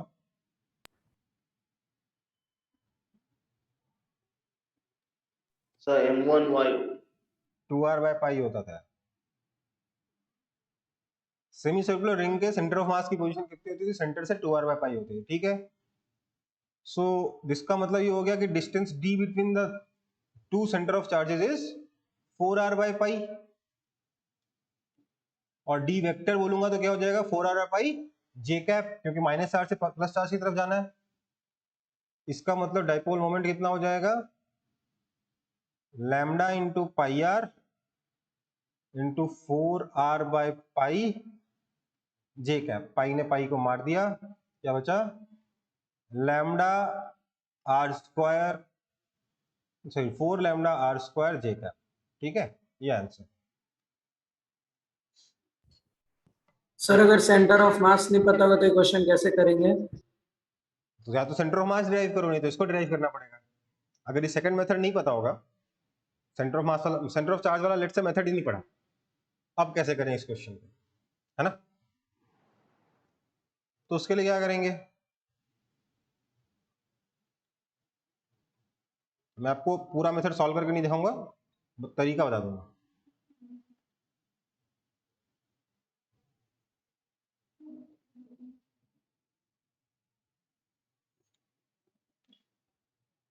बेसिकली हम यहां से थीटा एंगल पे जाएंगे और ये डी थीटा एंगल का यहाँ पे एक स्ट्रिप काट, ठीक है? इसकी लेंथ कितनी हो जाएगी, आर डी थीटा। इस पे चार्ज डी स्मॉल क्यू कितना हो जाएगा, d q is equal to, बताइए, बोलिए, lambda into r d theta. Lambda into r d theta. Okay, बिल्कुल करस्पॉन्डिंगली पीछे भी एक चार्ज है, एक पॉइंट आएगा उल्टी डायरेक्शन में भी, हाँ या ना? इसका चार्ज कितना हो हाँ जाएगा, sir, minus minus lambda minus D Q हो जाएगा। डी क्यू तो लिखी देते हैं, माइनस डी क्यू हो गया, राइट, है ना? क्योंकि चार्ज यहाँ पे चार्ज डेंसिटी कितनी, माइनस लैम्डा है, राइट? कोई दिक्कत है इसमें? No sir. तो इनका डाइपोल मोमेंट डीपी कितना हो जाएगा, तो सर डीपी हो जाएगा 2r dq, that is equal to 2 lambda r square d theta, है ना? ऐसे यस सर। ऐसे खूब सारे डाइपोल बनेंगे। डाइपोल्स का डायरेक्शन कैसा कैसा होगा, तो सर ये वाला डाइपोल तो ऐसे आया है, एक डाइपोल ऐसे आएगा, इसके करस्पॉन्डिंग डाइपोल एक ऐसा आएगा, है ना? हाँ सर। तो सबके सिर्फ y कंपोनेंट ऐड होंगे, x कंपोनेंट कैंसिल हो जाएंगे।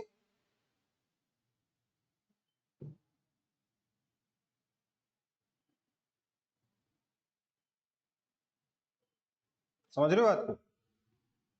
देखो यार, यहाँ पे थीटा एंगल लिया तो इधर से थीटा एंगल लोगे तो एक और मिलेगा कि नहीं मिलेगा? हाँ सर। तो एक डाइपोल इधर आया, एक डाइपोल इधर आया, दोनों का x कंपोनेंट कैंसिल हो गया, y कंपोनेंट ऐड होगा।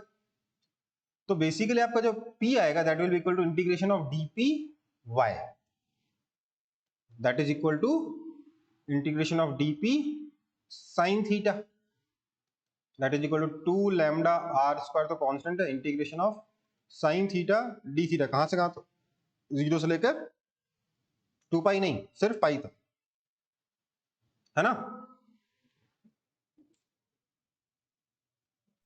cos थीटा होगा ना? साइन थीटा का अगर 0 से पाई तक इंटीग्रेशन करोगे तो आंसर आएगा 2, ठीक है? आंसर क्या आएगा, 2, so that will be equal to 4 lambda r square, j क्या, ओके बेटा?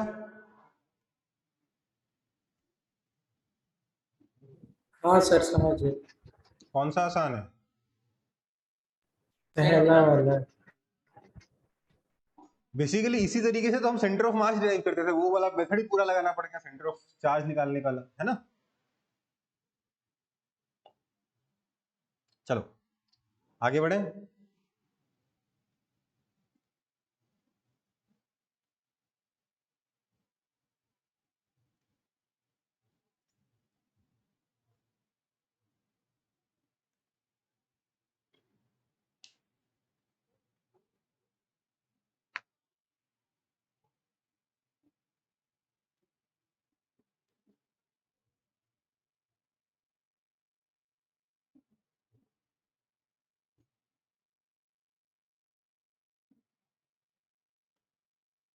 नेक्स्ट क्वेश्चन पे जा रहा हूं मैं। Yes sir.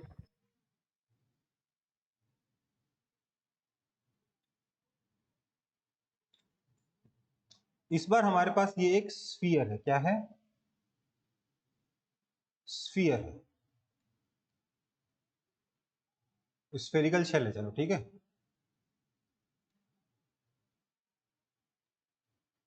इसमें क्या हुआ,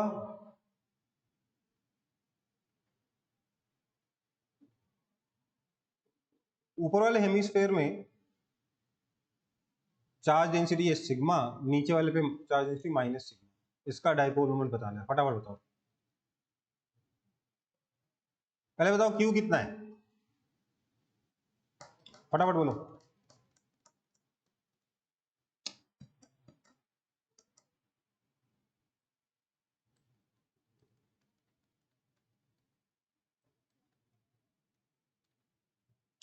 क्यू कितना है, सिर्फ पॉजिटिव चार्ज कितना है?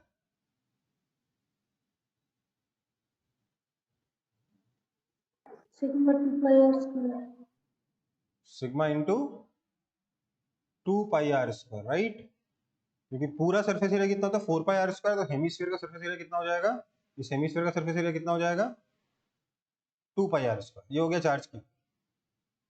ओके, अब ये बताओ कि ये जो हॉलो स्फीयर होता है, हॉलो हेमिस्फीयर होता है, उसका सेंटर ऑफ मास कहाँ होता है? ये याद नहीं है तो कहाँ से सॉल्व करेंगे?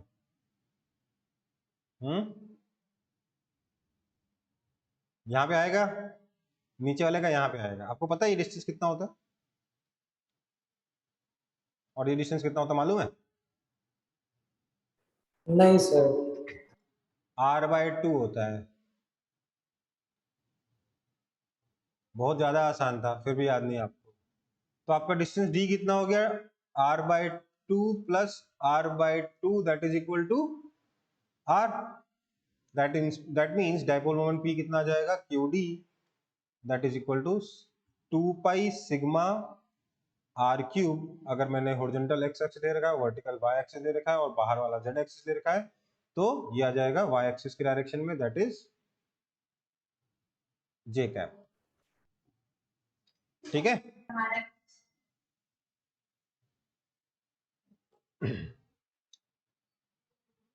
तो सेंटर ऑफ मास अगर पता होगा तो फटाफट हो जाएगा, नहीं तो इसमें और ज्यादा मेहनत होगी, है ना? समझ में आई बात?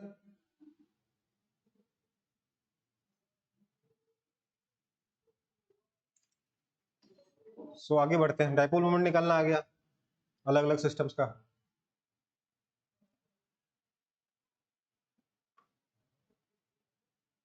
देखो, ये जो मैंने सेंटर ऑफ मास वाला मेथड बताया, इसके ऊपर बेस्ड क्वेश्चंस स्कूल में नहीं आते, ठीक है, बोर्ड में नहीं आते, ठीक है। इसके ऊपर बेस्ड क्वेश्चन जेई मेन में आ सकता है, नीट में आ सकता है, कभी कभी जेई एडवांस में आ ही सकता है, बिल्कुल आ सकता है, ठीक है।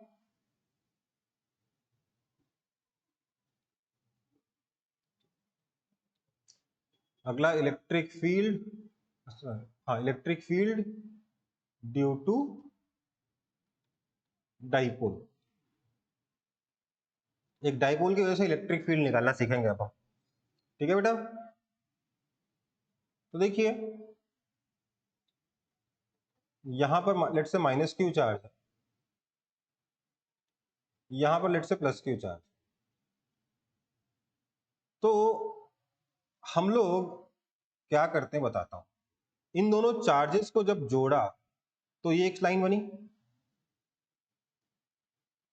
ये डिस्टेंस लेट से आपका a है, मैं a ही लूंगा, ये लाइन बनी। दोनों को जोड़ने पे इस लाइन को हम लोग कहते हैं एक्सिस। क्या कहते हैं इसको? Axis of dipole. और जो लाइन इसको दो पार्ट्स में डिवाइड कर दे, डाइपोल को इक्वल पार्ट्स में, इक्वल पार्ट्स में, उसको क्या बोलते हैं? इक्वेटर। क्या बोलते हैं? इक्वेटर, ठीक है। Yes sir. तो पहला है हमारा एट एक्सिस। हम पहले इलेक्ट्रिक फील्ड कहां निकालेंगे? At axis. तो मेरे पास इधर माइनस क्यू चार्ज, इधर प्लस क्यू चार्ज, दोनों के बीच में डिस्टेंस मैं a ले रहा हूं। 2a क्यों लेते हैं आपको समझ में तुरंत आ जाएगा। मैं a is equal to 2d कर रहा हूं खुद ही अपने लिए, क्योंकि मुझे मालूम है कि 2a से फायदा होता है, हमेशा नहीं होता, इसलिए मैं a लिखना पसंद करता हूं। यहाँ प्लस क्यू चार्ज है, यहाँ माइनस क्यू चार्ज है। लेट से मैं इस पर्टिकुलर पॉइंट पर ये जो पॉइंट ए है, इस पॉइंट पे मैं इलेक्ट्रिक फील्ड निकालना चाहता हूँ। अभी पॉइंट ए एक्सिस पर तो है, पर एक्सिस पे कितना दूर है? तो बेटा डिस्टेंस हमेशा कहां से मेजर किया जाएगा? डायपोल के सेंटर से मेजर किया जाएगा। तो आपको ये डिस्टेंस दे रखा है स्मॉल आर, ठीक है। तो इस पॉइंट ए पे मैं इलेक्ट्रिक फील्ड निकालूंगा तो मैं क्या बोलूंगा, ये डिस्टेंस कितना है? ए आर माइनस डी, और ये कितना? प्लस क्यू से ए का डिस्टेंस कितना है? आर माइनस डी, और माइनस क्यू से कितना है? आर प्लस डी, हाँ या ना? सो इस पॉइंट पे जो इलेक्ट्रिक फील्ड आएगा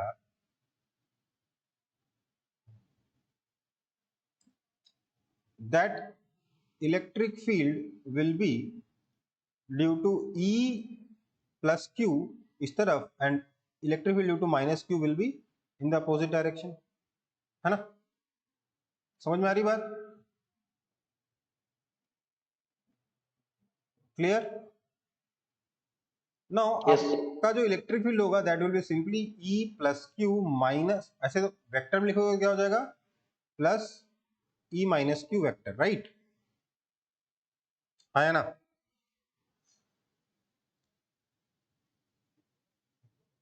बोलो, होगा कि नहीं होगा ये? Yes, sir. दिस इंप्लाइज, क्योंकि दोनों का डायरेक्शन अलग है इसलिए बोलेंगे E is equal to E plus q minus E minus q, that is equal to, अब क्या करें, कैलकुलेशन करते हैं।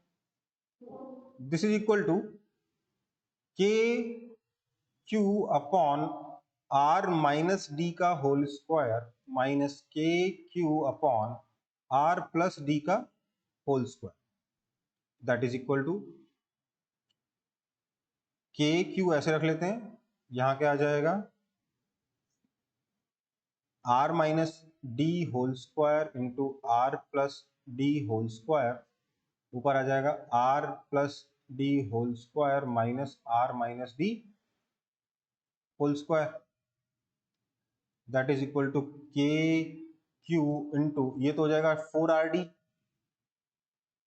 नीचे आ जाएगा r square minus d square का whole square,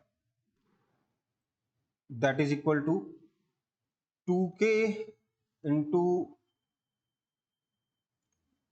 2Q D into r upon r square minus d square का होल स्क्वायर, राइट? ये समझ में आ रहा है? 4 के दो टुकड़े कर दिए, 2 इंटू 2 कर दिए, एक 2 को K के साथ कर दिया, एक 2 को D के साथ कर दिया, क्यों? क्योंकि डिस्टेंस कितना है? 2D है ना। समझ में आई बात? Yes, sir. सो इसके बाद मैं यहां लिख रहा हूं, this means electric field is equal to 2K, 2QD कितना हो गया? P हो गया, R upon r square minus d square का power 4। Now as D is very very less than R, D square is very very very very less than R square, so electric field will be equal to, यहाँ पर हम D को neglect कर सकते हैं, D square को, so that will be equal to 2K PR by R to power 4, that is equal to 2KP, इसको अलग से लिख रहा हूँ, this implies electric field is equal to 2KP by R cube। समझ में आई बात? तो इलेक्ट्रिक फील्ड एट एक्सिस का फॉर्मूला मैं एक बार फिर से यहां लिख रहा हूं, पहले ही ध्यान दीजिएगा। अब मैं क्या कर रहा हूं, vector is equal to 2KP Yes, sir. Vector by r cube. क्यों? क्योंकि इलेक्ट्रिक फील्ड हमेशा इस P वेक्टर के डायरेक्शन में ही रहेगा। राइट में देख लीजिए, प्लस क्यू वाला बड़ा था, है ना? अगर आप लेफ्ट में भी चले जाएंगे तो क्या होगा? माइनस क्यू का इलेक्ट्रिक फील्ड बड़ा होगा और प्लस क्यू का इलेक्ट्रिक फील्ड छोटा होगा। नेट इलेक्ट्रिक फील्ड हमेशा डायपोल मोमेंट के डायरेक्शन में ही आएगा। P वेक्टर जो इधर है ना, उसी डायरेक्शन में आएगा। P है कितना? Q into A, that is equal to Q into 2D।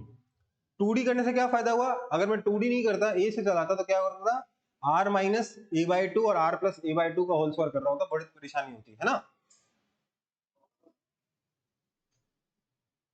देखो कॉपी कैसे करना बता देता हूं थोड़ा सा। ये ब्लैक वाला यहां से यहां तक तो चलना ही है, ये ब्लैक वाला कॉपी करना है, उसके बाद ये कॉपी करना है, फिर ये, उसके बाद ये कॉपी करना है, उसके बाद ये वाला कॉपी करना है। ठीक है बेटा, लास्ट में बेसिकली ये 1 2 और ये 3।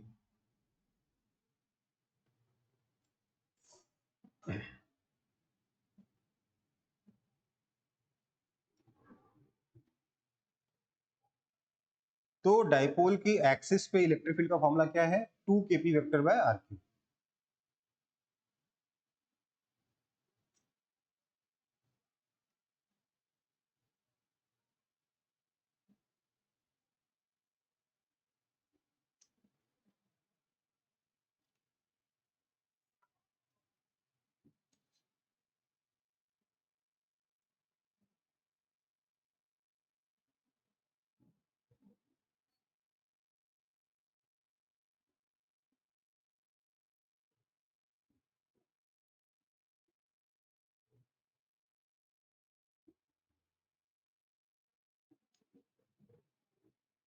हो गया सर। हो गया, चलो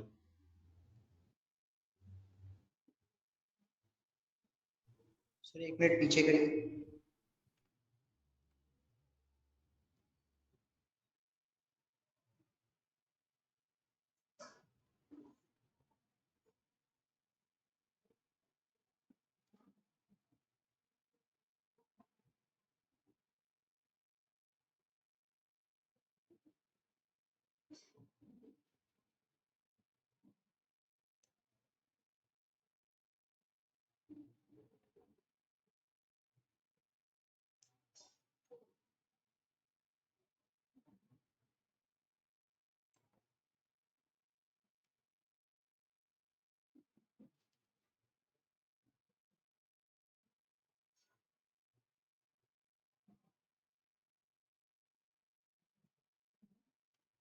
कॉपी हो गया बेटा?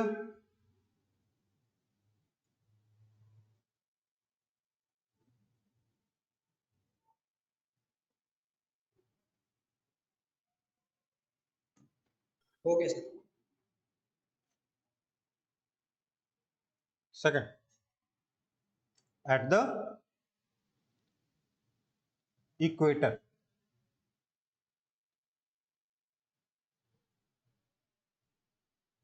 देखो, अगर डाइपोल के इक्वेटर पे इलेक्ट्रिक फील्ड निकालना है तो क्या करेंगे हम लोग? लेट्स से ये अपनी एक्स एक्सिस है, ये, हाँ बेटा, सर पिछले वाले में sir r square minus d square to the power 4 कैसे आ गया सर अचानक? Power r square minus g square का पावर 2 था बेटा। नहीं अच्छा, सर 4 लिखे हैं आप। ये 2 है, 2, ये 2 है बेटा, ठीक है। यहाँ 8 पावर 4 है, मतलब वो शायद ये दिमाग में चल रहा होगा इसलिए लिख दिया। आगे बढ़े,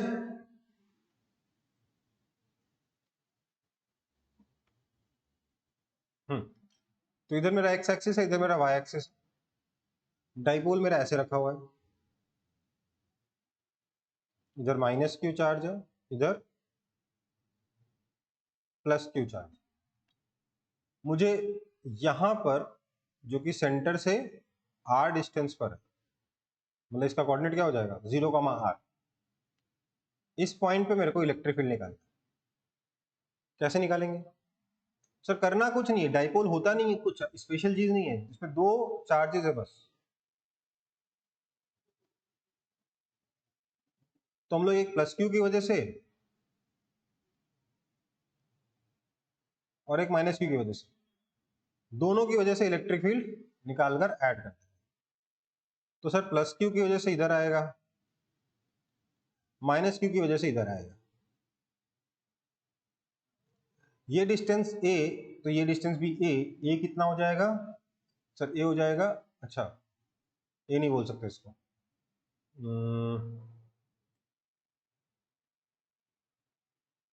हम लोगों ने पहले डायपोल का डिस्टेंस नहीं बताया। तो लेट्स से डायपोल के जो चार्जेस हैं उनके बीच में डिस्टेंस a है, जिसको मैं 2d लिख रहा हूं, फिर से फायदा होता है d लिखने से। और इस डिस्टेंस को मैं कह दे रहा हूं लेट्स से x। तो हमारा x कितना हो जाएगा, under root of d square plus r square होगा, हाँ या ना, बोलिए। Yes sir. ये हो जाएगा electric field due to positive charge, ये हो जाएगा electric field due to negative charge. तो electric field due to positive charge कितना है सर, ये भी है k Q by x square, और electric field due to negative charge कितना है, ये भी है sir k Q by x square, right, है ना। सो दोनों इक्वल है, equal in magnitude. This means resultant will be along, क्या होगा, bisector, that is negative x axis, हाँ या ना, क्यों, क्योंकि ये एंगल थीटा, ये एंगल भी थीटा, ये दोनों angle theta theta, right. So net electric field कितना हो जाएगा, minus e positive cos theta minus e negative cos theta, या असली e positive cos theta plus e negative cos theta minus j cap, हाँ या ना, that is equal to 2e positive cos theta j cap minus j cap, that is equal to minus 2 times, अब ई positive कितना है, E plus Q कितना है, k Q by x square, cos theta कितना है, तो सर कॉस थीटा है d by x, that is equal to, not 2qd is p, तो kp, जे कैप नहीं हो ना, आई कैप होना बेटा ये, हाँ सर।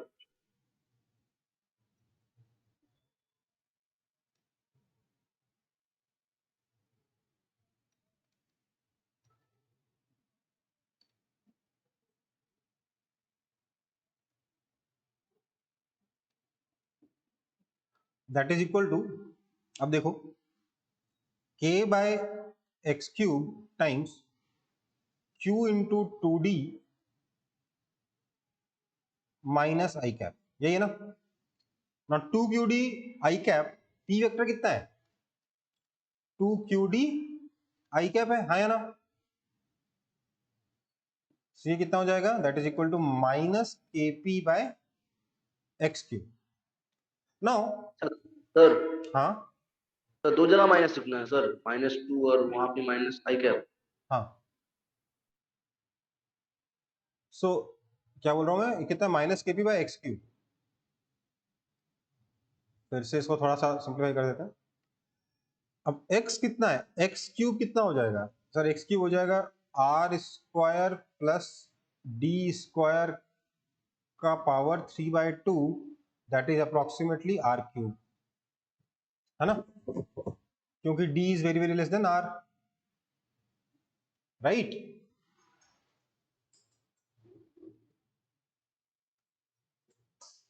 समझ रहे हो बात को। सो आपका इलेक्ट्रिक फील्ड कितना हो जाएगा, माइनस के पी वेक्टर, तो आपका इलेक्ट्रिक फील्ड कितना हो जाएगा, minus k p vector by r cube. वैसे एग्जैक्ट क्या है, एक्स क्यूब, जहां एक्स क्या है, एक चार्ज से डिस्टेंस है, बट हम लोग आर क्यूब से काम चला लेते हैं, ठीक है,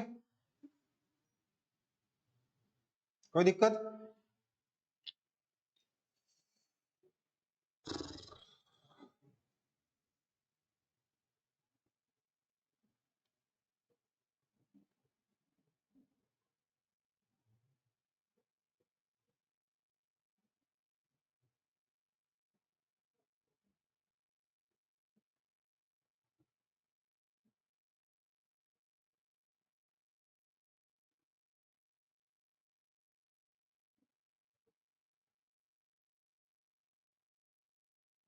आगे बढ़े बेटा।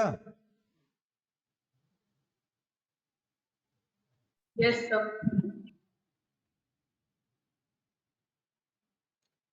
नेक्स्ट क्वेश्चन क्या है हमारा, सॉरी सर नेक्स्ट, हाँ बेटा, तो थोड़ा बड़ा लिखिएगा। ठीक है, अभी देखोगे ना, हाँ चलो तो हमने क्या देखा, मेरे पास एक डाइपोल है, डाइपोल क्योंकि वेक्टर में उसको सिंपली एक एरो से रिप्रेजेंट कर सकता हूं डाइपोल मोमेंट को, है ना।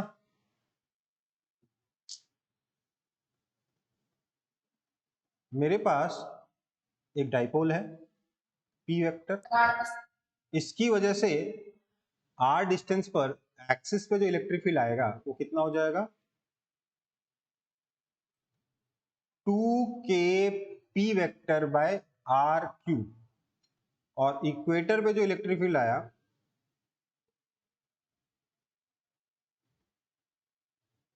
वो इधर आएगा, ये इलेक्ट्रिक फील्ड कितना हो जाएगा, minus k p vector by r cube. समझ में आई बात। माइनस साइन का मतलब क्या होगा, डाइपोल मोमेंट के अपोजिट डायरेक्शन में, प्लस साइन का मतलब डाइपोल मोमेंट के ही डायरेक्शन में। दूसरी चीज ध्यान दीजिएगा, ये जो electric field it is proportional to 1 by r cube. Generally एक पॉइंट चार्ज की वजह से क्या कैसा होता है, प्रोपोर्शनल टू आर स्क्वायर होता है, 1 बाय आर स्क्वायर होता है। दो चार्जेस हैं तो कितना है, proportional to 1 by r cube आ रहा है। ओके बेटा, हाँ या ना।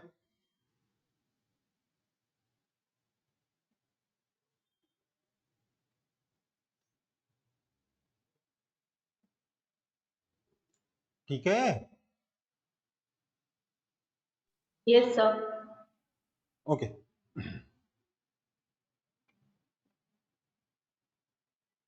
Next topic will be electric field due to dipole at a general point।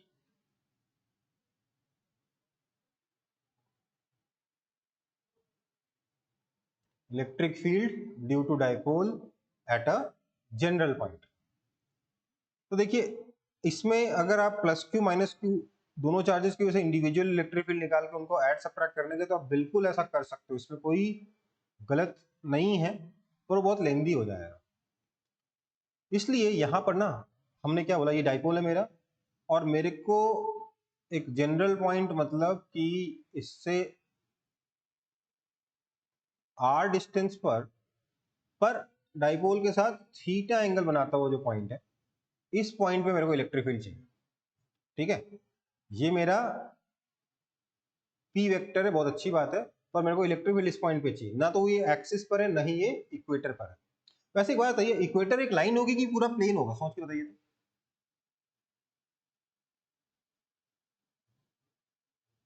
Equator एक लाइन होगी कि पूरा का पूरा प्लेन होगा, बताइए।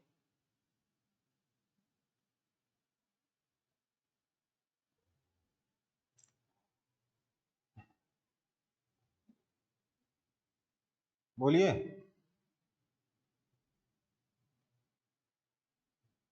जवाब ही नहीं आ रहा है। लाइन होगी। पूरा प्लेन होगा ना बेटा, एक माइनस क्यू चार्ज है, एक प्लस क्यू चार्ज है, इसको ये प्लेन वगैरह सोचिए, दिख रहा है, हाँ है ना। हाँ सर। इसमें इस प्लेन पे आप कोई भी पॉइंट ले लेंगे, उसका इस चार्ज से और इस चार्ज से डिस्टेंस बराबर होगा ना। हाँ सर। इक्वेटर पूरा प्लेन है, ठीक है, इक्वेटोरियल प्लेन कहते हैं उसको। So I have a point A at this point, और मुझे इस पॉइंट ए पर इलेक्ट्रिक फील्ड चाहिए जो कि इस डाइपोल के ना तो एक्सिस पर है ना ही इक्वेटर पर है। अब क्या करें, अभी भी आप अगर प्लस क्यू माइनस क्यू से करने जाओगे तो देखोगे कि यार अजीब आड़े टेढ़े डायरेक्शन में इलेक्ट्रिक फील्ड आ रहे हैं, उनको जोड़ने में बड़ी तकलीफ हो रही है ना। मैग्नीट्यूड में डिफरेंस भी बहुत स्लाइट है, उसको भी समझ नहीं आ रहा क्या करें, है ना बेटा, होगा कि नहीं होगा। Yes sir. इसलिए हमारे पास एक तिकड़म है। तिकड़म क्या है, हमने इस डाइपोल के दो कंपोनेंट कर दिए, क्योंकि वेक्टर है ना, कंपोनेंट तो कर ही सकता। ये हो गया कितना, P cos थीटा, ये कितना हो गया, P sin थीटा, राइट। इससे क्या फायदा हुआ, now point A lies at axis of P cos theta, हाँ या ना। And equator of P sine theta. बोलो हाँ या ना।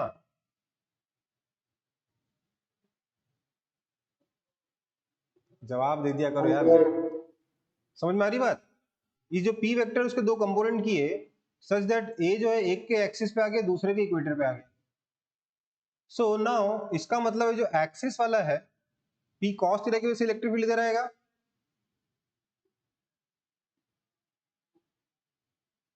और पी साइन थीटा की वजह से डाइपोल मोमेंट के अपोजिट डायरेक्शन में आएगा, ऐसे, है ना। इसको हम क्या कहते हैं? इसको हम कहते हैं, देखो ये आर के लॉन्ग है इसलिए इसको हम कहते हैं रेडियल, और ये आर के परपेंडिकुलर, इसको हम क्या बोलते हैं? टेंजेंशियल। ठीक है बेटा। तो ई रेडियल कितना हो जाएगा? ये हो जाएगा सर 2k, पी की जगह p cos theta by r cube, और ई टेंजेंशियल कितना हो जाएगा सर? ये हो जाएगा सर, इसका तो फॉर्मूला था k p by r cube, तो यहाँ p की जगह p sine theta by r cube. आप बोलोगे सर माइनस क्यों नहीं लगाया? तो क्योंकि डायरेक्शन तो ऑलरेडी लिख चुके हैं ना, अब क्या माइनस लगाना? माइनस प्लस से काम थोड़ा चलेगा। वो तो टेंजेंशियल डायरेक्शन में है, पहले ही बोल चुके हैं हम लोग। ठीक है।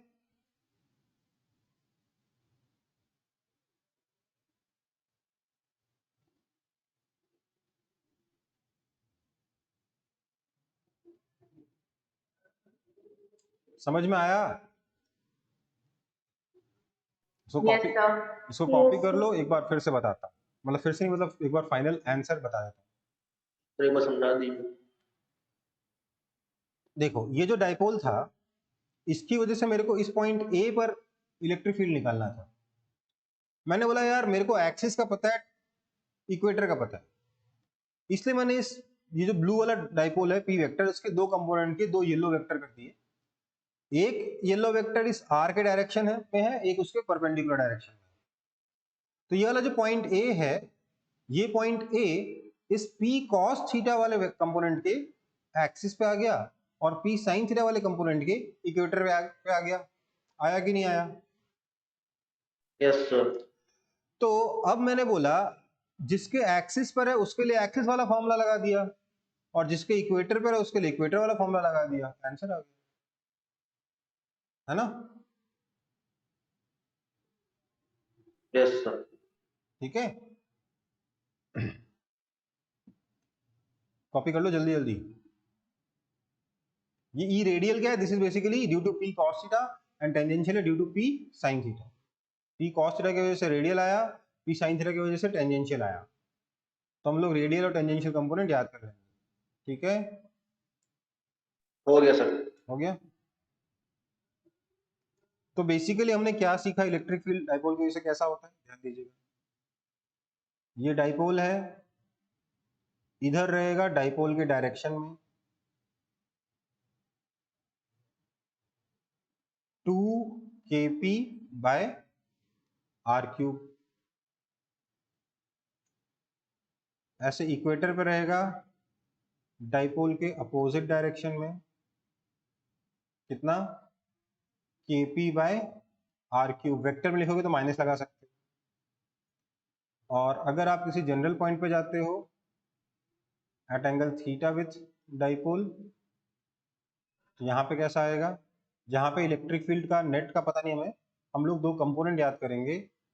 एक आ जाएगा रेडियल डायरेक्शन में इस फॉर्मूला से 2kp cos theta by r cube, एक आ जाएगा टेंजेंशियल डायरेक्शन में इस फॉर्मूले से kp sin theta by r cube. ठीक है बेटा।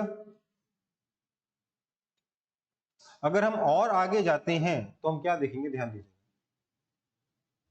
अगर हम इस थीटा को इंक्रीज करते रहते हैं और आगे जाते हैं, फिर से यहाँ आ जाती है, फिर से एक्सिस है, यहाँ पर इलेक्ट्रिक फील्ड आ जाएगा इधर की तरफ। यहाँ जाएंगे तो फिर से इलेक्ट्रिक फील्ड किधर आ जाएगा?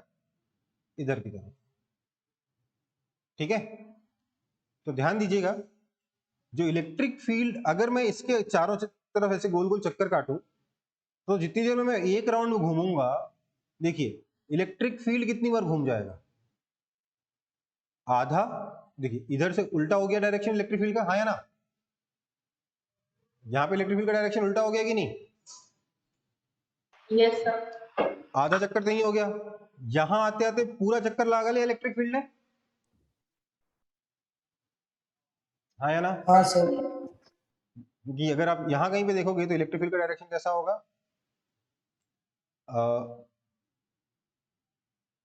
रेडियल इधर रहेगा, टेंजेंशियल इधर रहेगा। समझ में आई बात? सो हम क्या देखेंगे, बेसिकली इलेक्ट्रिक फील्ड जो है वो अपना डायरेक्शन चेंज करते करते करते करते यहाँ पर आके एक राउंड कंप्लीट कर चुका है। मतलब हमने आधा चक्कर लगाया, इलेक्ट्रिक फील्ड एक चक्कर लगा लिया। हम पूरा चक्कर लगाएंगे तो इलेक्ट्रिक फील्ड 2 चक्कर लगा लेगा। ठीक है, तो इस पे सिंपल सा क्वेश्चन आ जाता है यही चीज, if we move around the dipole in a circle that is perpendicular to the equatorial plane. Equatorial plane के परपेंडिकुलर घूम रहे हैं ना हम लोग। इक्वेटोरियल प्लेन तो इस स्क्रीन के प्लेन के नॉर्मल है ना बेटा, ये पी वेक्टर है, तो इक्वेटोरियल प्लेन तो ऐसा है ना, हाँ या ना? Yes sir. तो हम लोग क्या घूम रहे हैं, उसके परपेंडिकुलर सर्कल में घूम रहे हैं ना। तो यही पूछेगा कि if we move around the dipole in a plane perpendicular to the equatorial plane, then on completing one round along the dipole the direction of electric field will complete, क्या बोलोगे आंसर? 2 राउंड्स। ठीक है, question लंबा है, solution छोटा है, answer छोटा है। ठीक है, आगे बढ़े। रुकिए सर।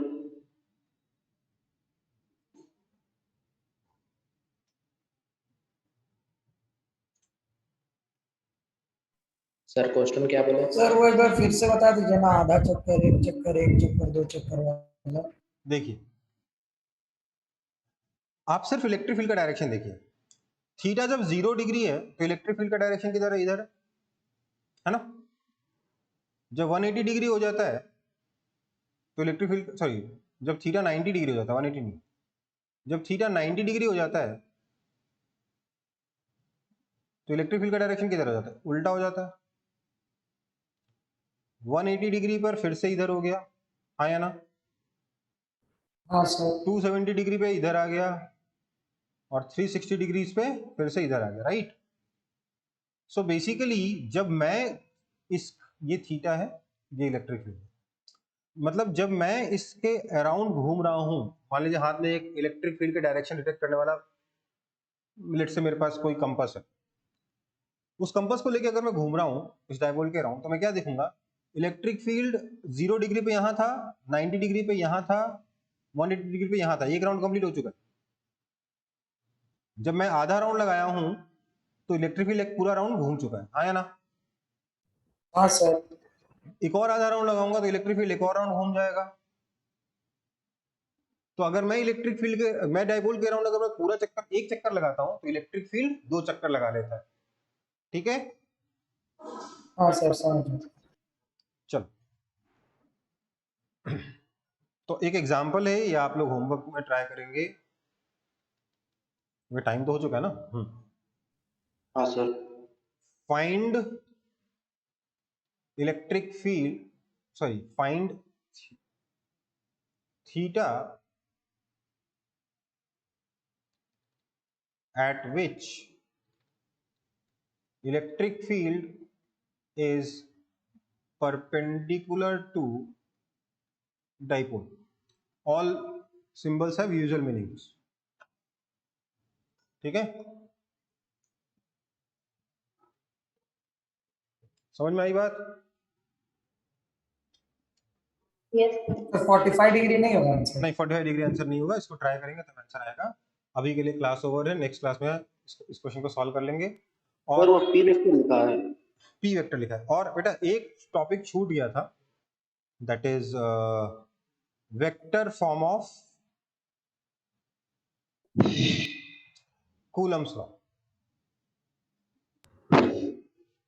ये हुआ था कि नहीं हुआ था आपका? नहीं सर। नहीं हुआ था ना।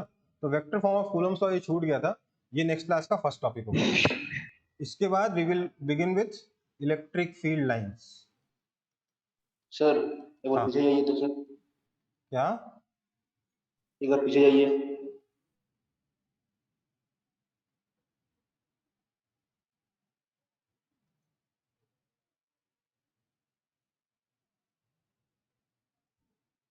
सर इसका क्वेश्चन अभी कहाँ से ट्राई करेंगे कि नहीं बेटा करेंगे? क्वेश्चन यार हर एक क्वेश्चन में आप याद कर लोगे क्या?